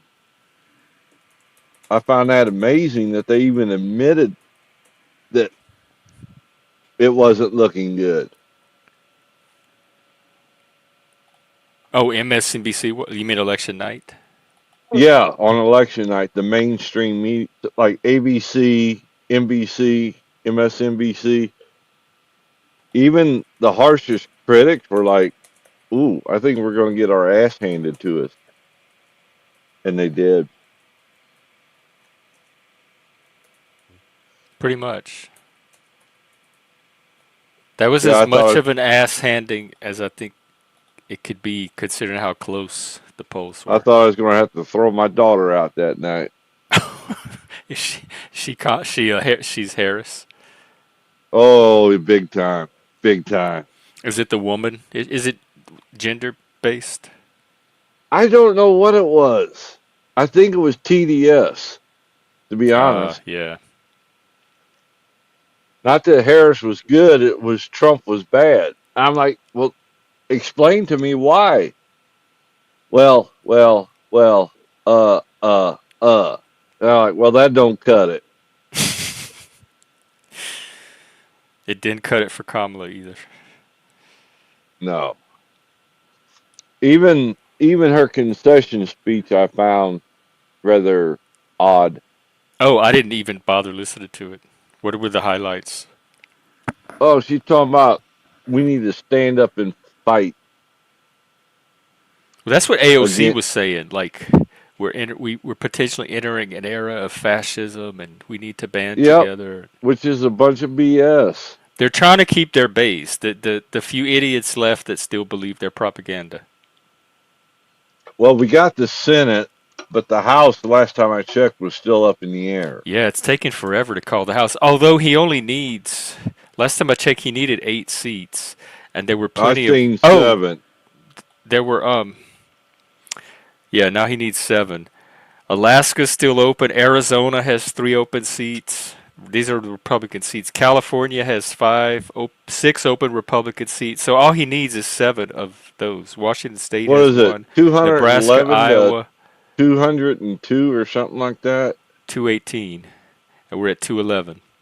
And there's 25 left. So And how we many? just need to get 7 out of, I don't know, Yeah, the 12 or if he get 15 that are left. One. if he gets the House too, there ain't gonna be no stopping. But he had all that last time and nothing happened. The That's rich got because their tax cuts. they were against him. Now this time they know better. Waffle, good. Wow. I'm glad that I'm trying to help people here and have a positive effect on society, but I didn't realize I was also having this side benefit effect on the drama community. What What's it who did I say? block today? I didn't even block anybody today. Yeah, those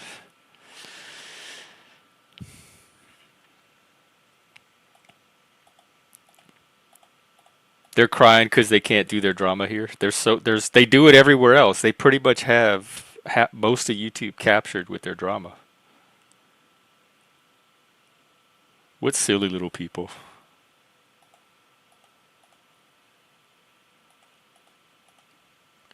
Well, we're back to the Nexus.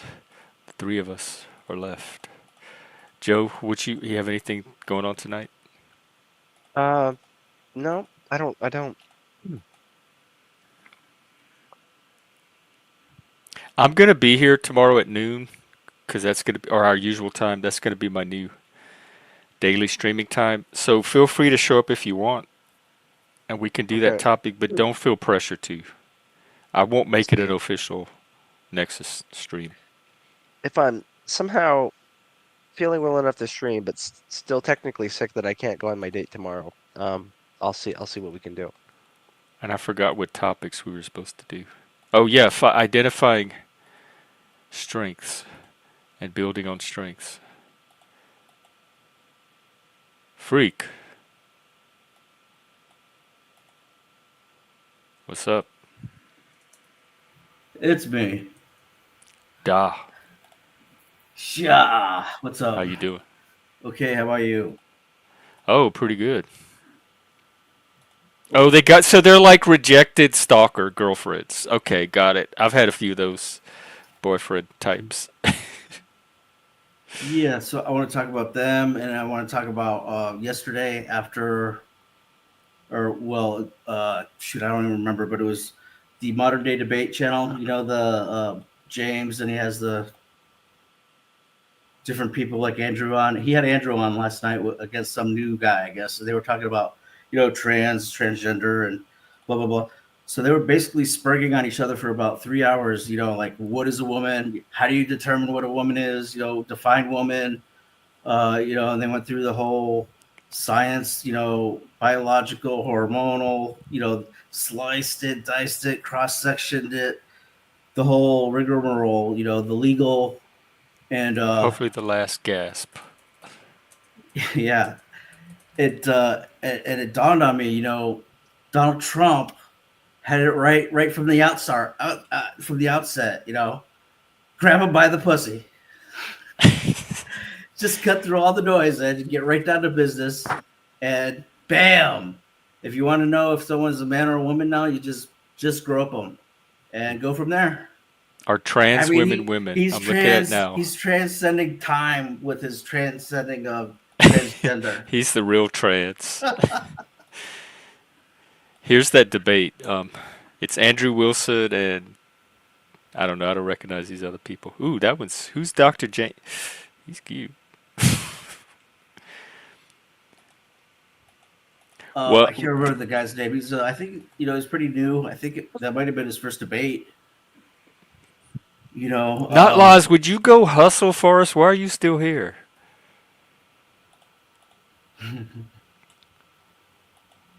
Come on, I started the stream with all the ways you can help support the channel, and you have this opportunity What to do you mean pull in some hustle? big numbers. Go work it, girl.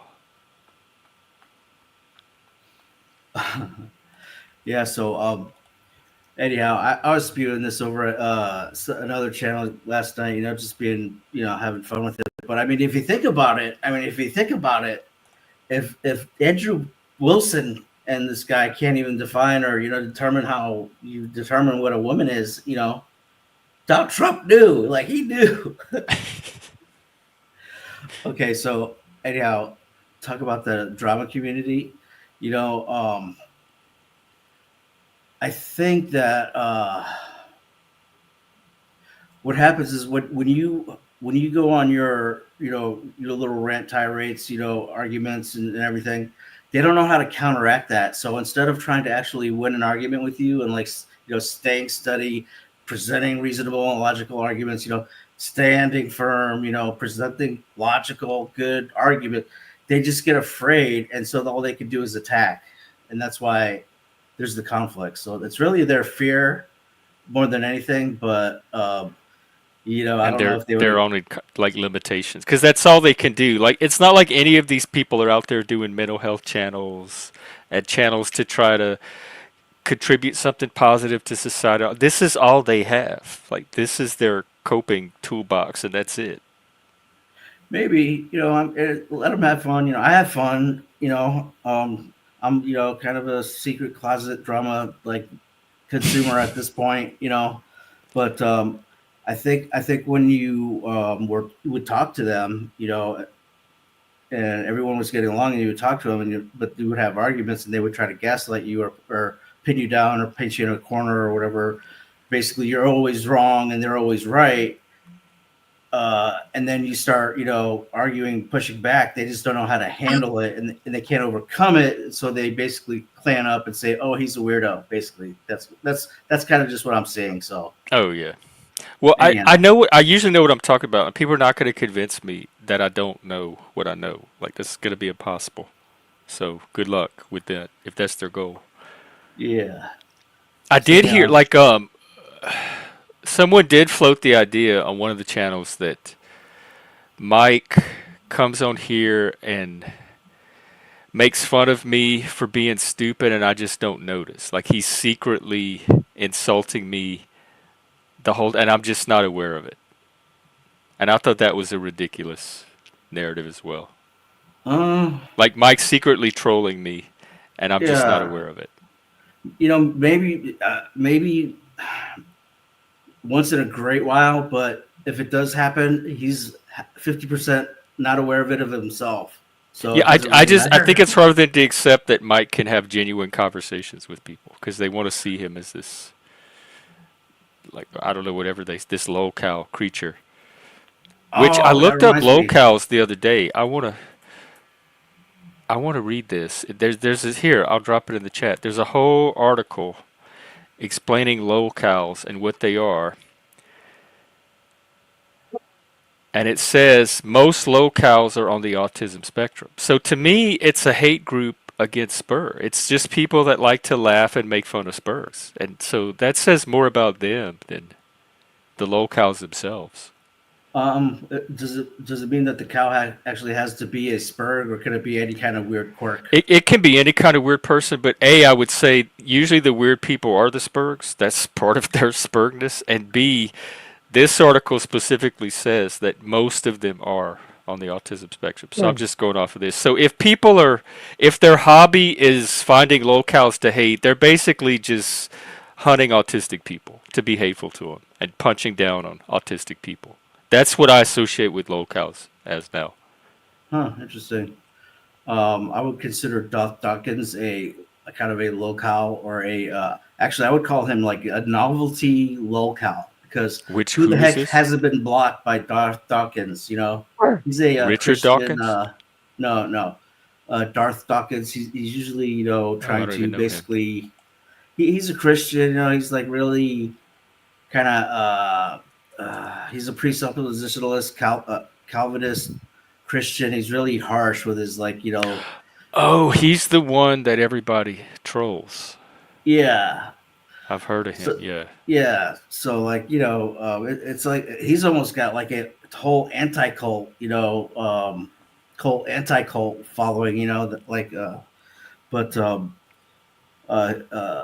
I coined the Darth Dawkins syndrome after him, which is at a certain point in your channel or your brand, streaming or whatever, you get too in your mind, you get too big to fail, which means that you can't lose one argument for the brand's sake, even though you might be wrong, which is something that should be avoided.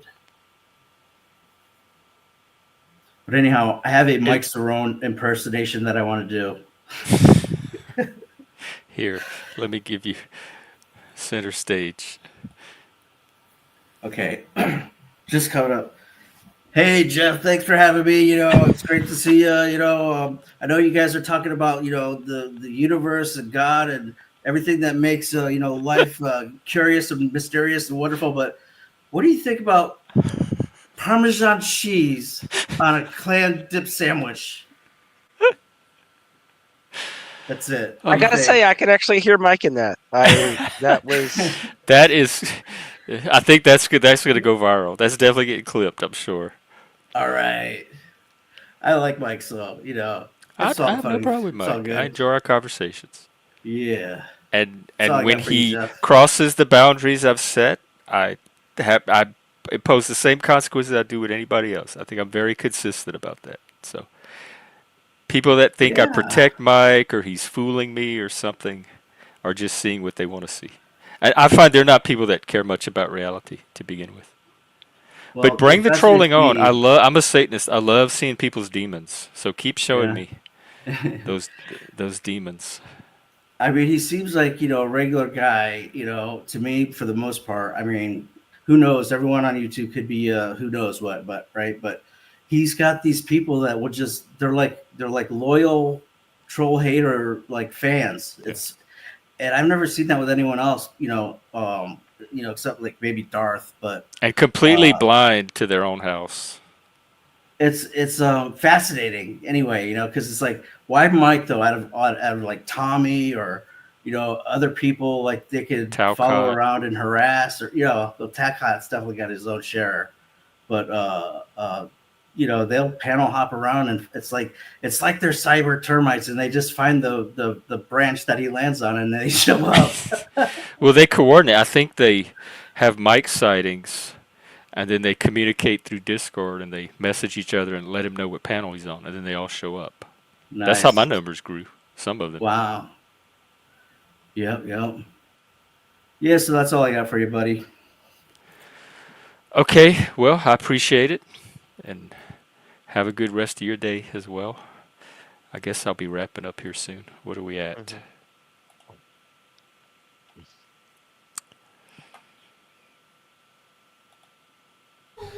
9 minutes Oh and 13 seconds. yeah. If you want to keep the panel going, get in 3 super chats by then. Otherwise, it looks like it's a wrap for the day. Joe looks like he's about to call Yeah, it a Joe, night. are you getting enough rest as well?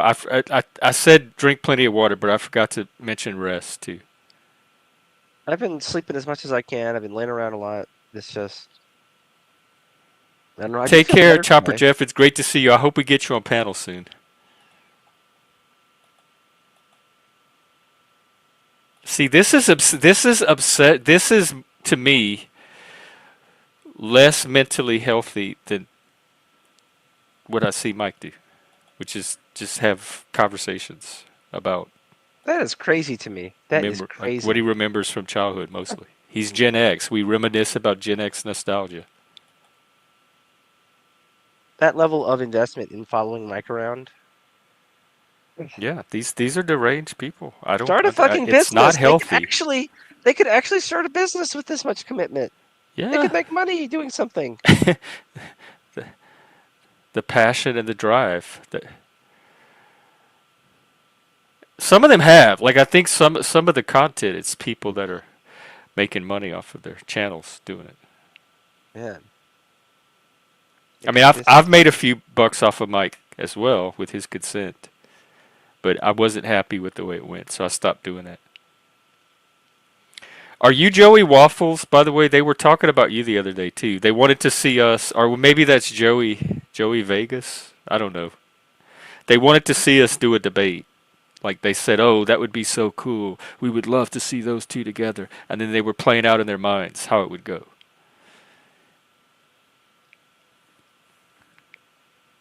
Oh, you know what? Someone on Destiny's, I'm sorry, on Modern Day Debate last night suggested that Destiny and Destiny's wife have a debate on Modern Day Debate. Wouldn't that be epic? Who's his Ex-wife, I mean wife? ex-wife, his ex-wife. Oh, I don't even know who she is. Oh, is he the one with the drama about that he cheated on, or like there was some girlfriend drama with Mr. Girl?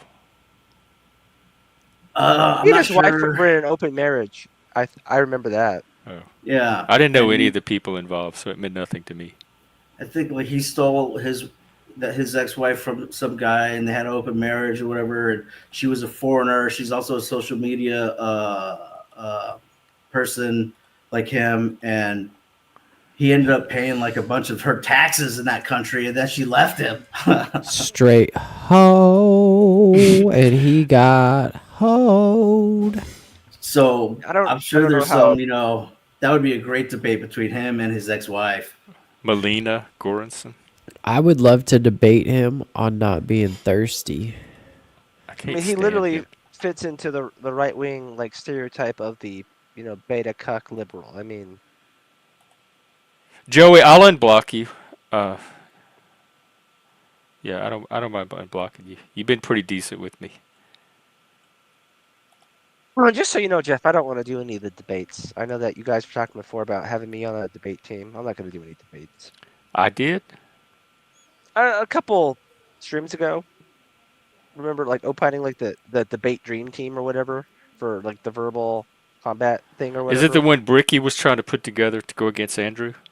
It might have been. That might have been No, it. I think no. I didn't think you would make. I might have been the one that Okay. said not Joe, but I was pushing for Okay. Dolbez, and I've been pushing for Dolbez to go in verbal combat, but he seems to have some resistance. I think he thinks it's a serious debate channel, but he would clean the floor. I think with anybody on I there. think Dolbez would clear the clock on everybody. Whether it's a serious debate channel or not is not the issue to me. I just don't like debates. Yeah, Yeah, I'm not. I'm I not don't down with remember it. Yeah. pushing you into debates. Quit pressuring me, Jeff. Arr! That reminds me, Jeff, another thing. I was in Discord on some, lefty server or whatever, and they're beehiving, going, kind of crazy, whatever, and talking about education and transgender again, whatever, and I'm like, all the Republicans ever wanted was to delay sex education from like 8 or 9 to like 15. Would probably be a little bit better, right? And they're like, they're holding to it. They're holding to 8, 9, whatever. They need to, but blah blah blah blah. I'm like, wait a second. How is grooming in education not actually just grooming? And so I exposed them. They're all hypocrites, Jeff. Zing. Well, it's ideological grooming for sure. That was It's my big grooming. argument against it. They even Yeah. say that in their documents Oh, you know, that I saw they this. have this ideological agenda to educate I kids. saw this Mr. Rogers clip on Twitter today. He was singing this song. He was singing something like, he's like, when a girl is born a girl, she stays that way. And when a boy is born a boy, he stays that way. And I'm thinking, Zing. what am I hearing? And I don't even know the context of it, but I'm just thinking, holy shit. It was This was from his actual show, or they were like his actual dubbing. show, his neighborhood show. What would I and Google to try to find it? I got the link. I found the tweet. I sent it to some friends who thought it would Oh, be okay. funny. Yeah, So I'll post it just, in the Discord. I'll just I love Mr. Rogers. oh wait, I posted it in the memes channel. Go to the memes channel in your Oh, okay, server. that's the one I had blocked. My friend told me that I was like a gay, autistic. This channel was very comforting. It relaxed her because I came across as a gay, autistic Mr. Rogers if he was a Is that- Satanist. I guess if you're like Mr. Rogers, if he had little teeth, but What? I don't think Mr. Rogers would have talked to outlaws like you did earlier. Oh yeah, that's true. Yeah, he Out would have been. outlaws. He would have been It's much not nice nicer. to I say think. that we drink the Kool-Aid. Is he still here? I thought he had this big, rich, like red carpet affair to go to.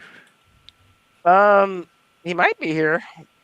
I thought he said he was getting ready for it. The thing is about the internet, being here isn't necessarily very hard. You just pull their phone out of their pocket and they're here. You know what I mean? Man, Mr. Rogers looks like a vampire. I could show it, right? You think it was a tweet? It was what? PBS? That was Yeah, like you public should show. television. You can show that. What is he wearing? Okay, I'm not gonna play it, but y'all gotta see. Only boys can be the daddies. Yes, sir. I need to clip that. Y'all have got. I've never seen Fred look like this before. Yeah, it was so weird. Hang on, let me get a. And he's playing with some pink construction paper the whole time he's singing it. I know. So, and it's just like, this is probably like that. That's probably like 50 years out of context. It's just people would be calling. Yeah, it how hate did he speech not today. get canceled? People would be calling it hate speech today if that aired. Here, now. I'll just show you the clip. Crazy to me. Crazy. The significance of the passage of time, Jeff. Look at him. Who is this person? That's Mr. Rogers. That's him I before he know, got he's older. never looked like that. He looks younger than you there even. Here, I'll drop the link. Wait, is that a new episode? Yeah, take care, Joey. There's no new episodes of Mr. Rogers. The man is dead. Is he dead? Yeah, he died like 20 years ago. Jeff They- said he's a vampire. They did that documentary on him. It was very good. 2003. You're right. Over 20 years ago.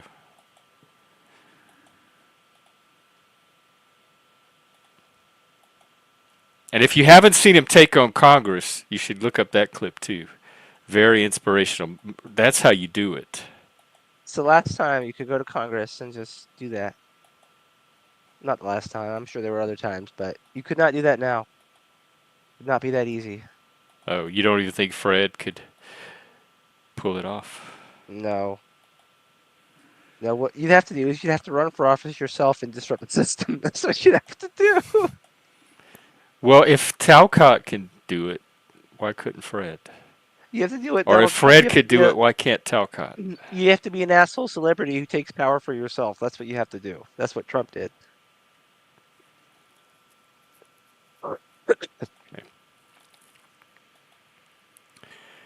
It is still amazing to me what Trump did. It's just fascinating.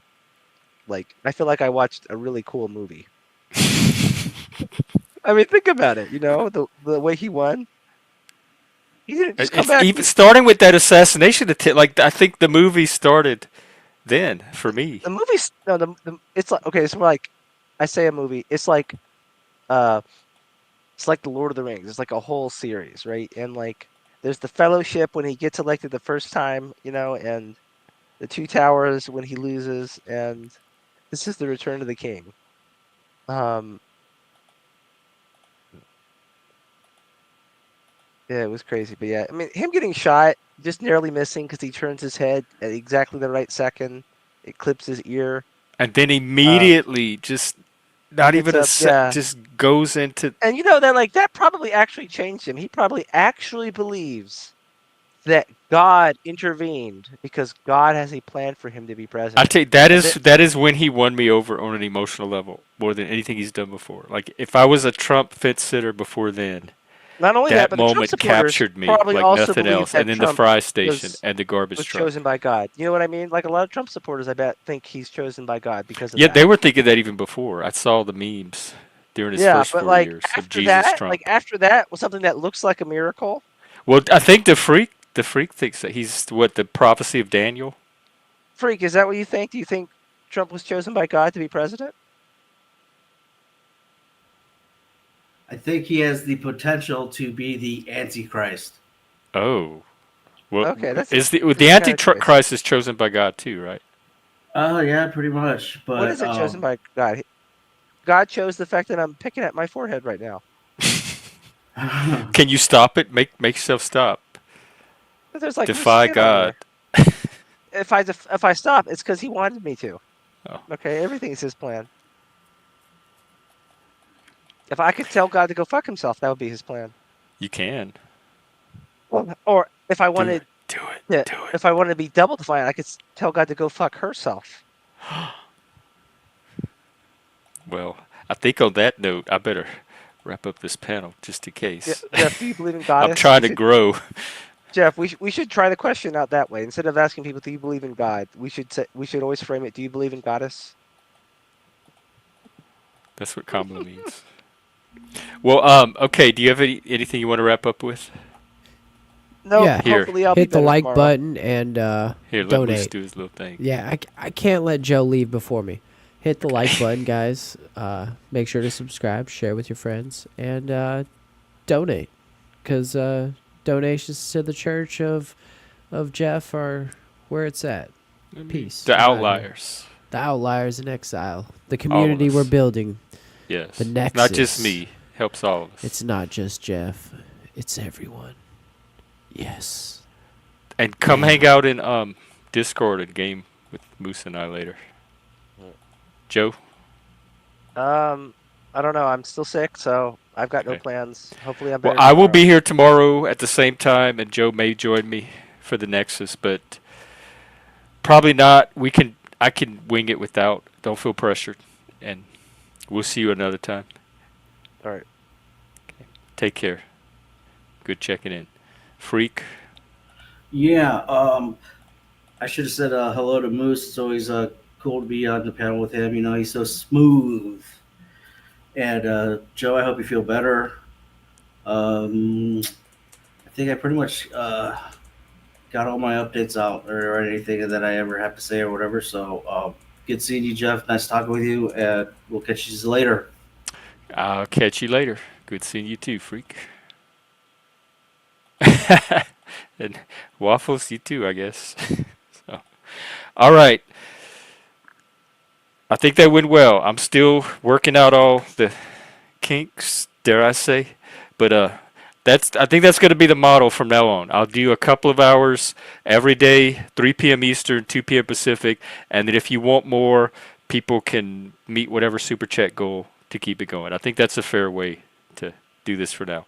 And then please continue telling your friends, talking us up, getting our numbers up, and and those testimonials. If anybody wants to send me testimonials, just saying what you get out of the channel, if it's helped you, etc. Because I can package that up at some point and maybe even use that as a way to get more investment in the channel. So you can send that through my website. Let me drop that, sagersgrove.com. Just go to the contact button and it'll pull up a email thing. Okay, and verbal combat tonight at Speakeasies if you want some more drama, or at least some more high energy blood sports. I'm out. Moose and I will be in the Discord later, possibly gaming. You're free to join us there if you have a Steam account. Let me know your name, and I look forward to seeing everybody tomorrow. Once again, thanks for being such a cool, awesome community. I really love and appreciate you guys. Take care.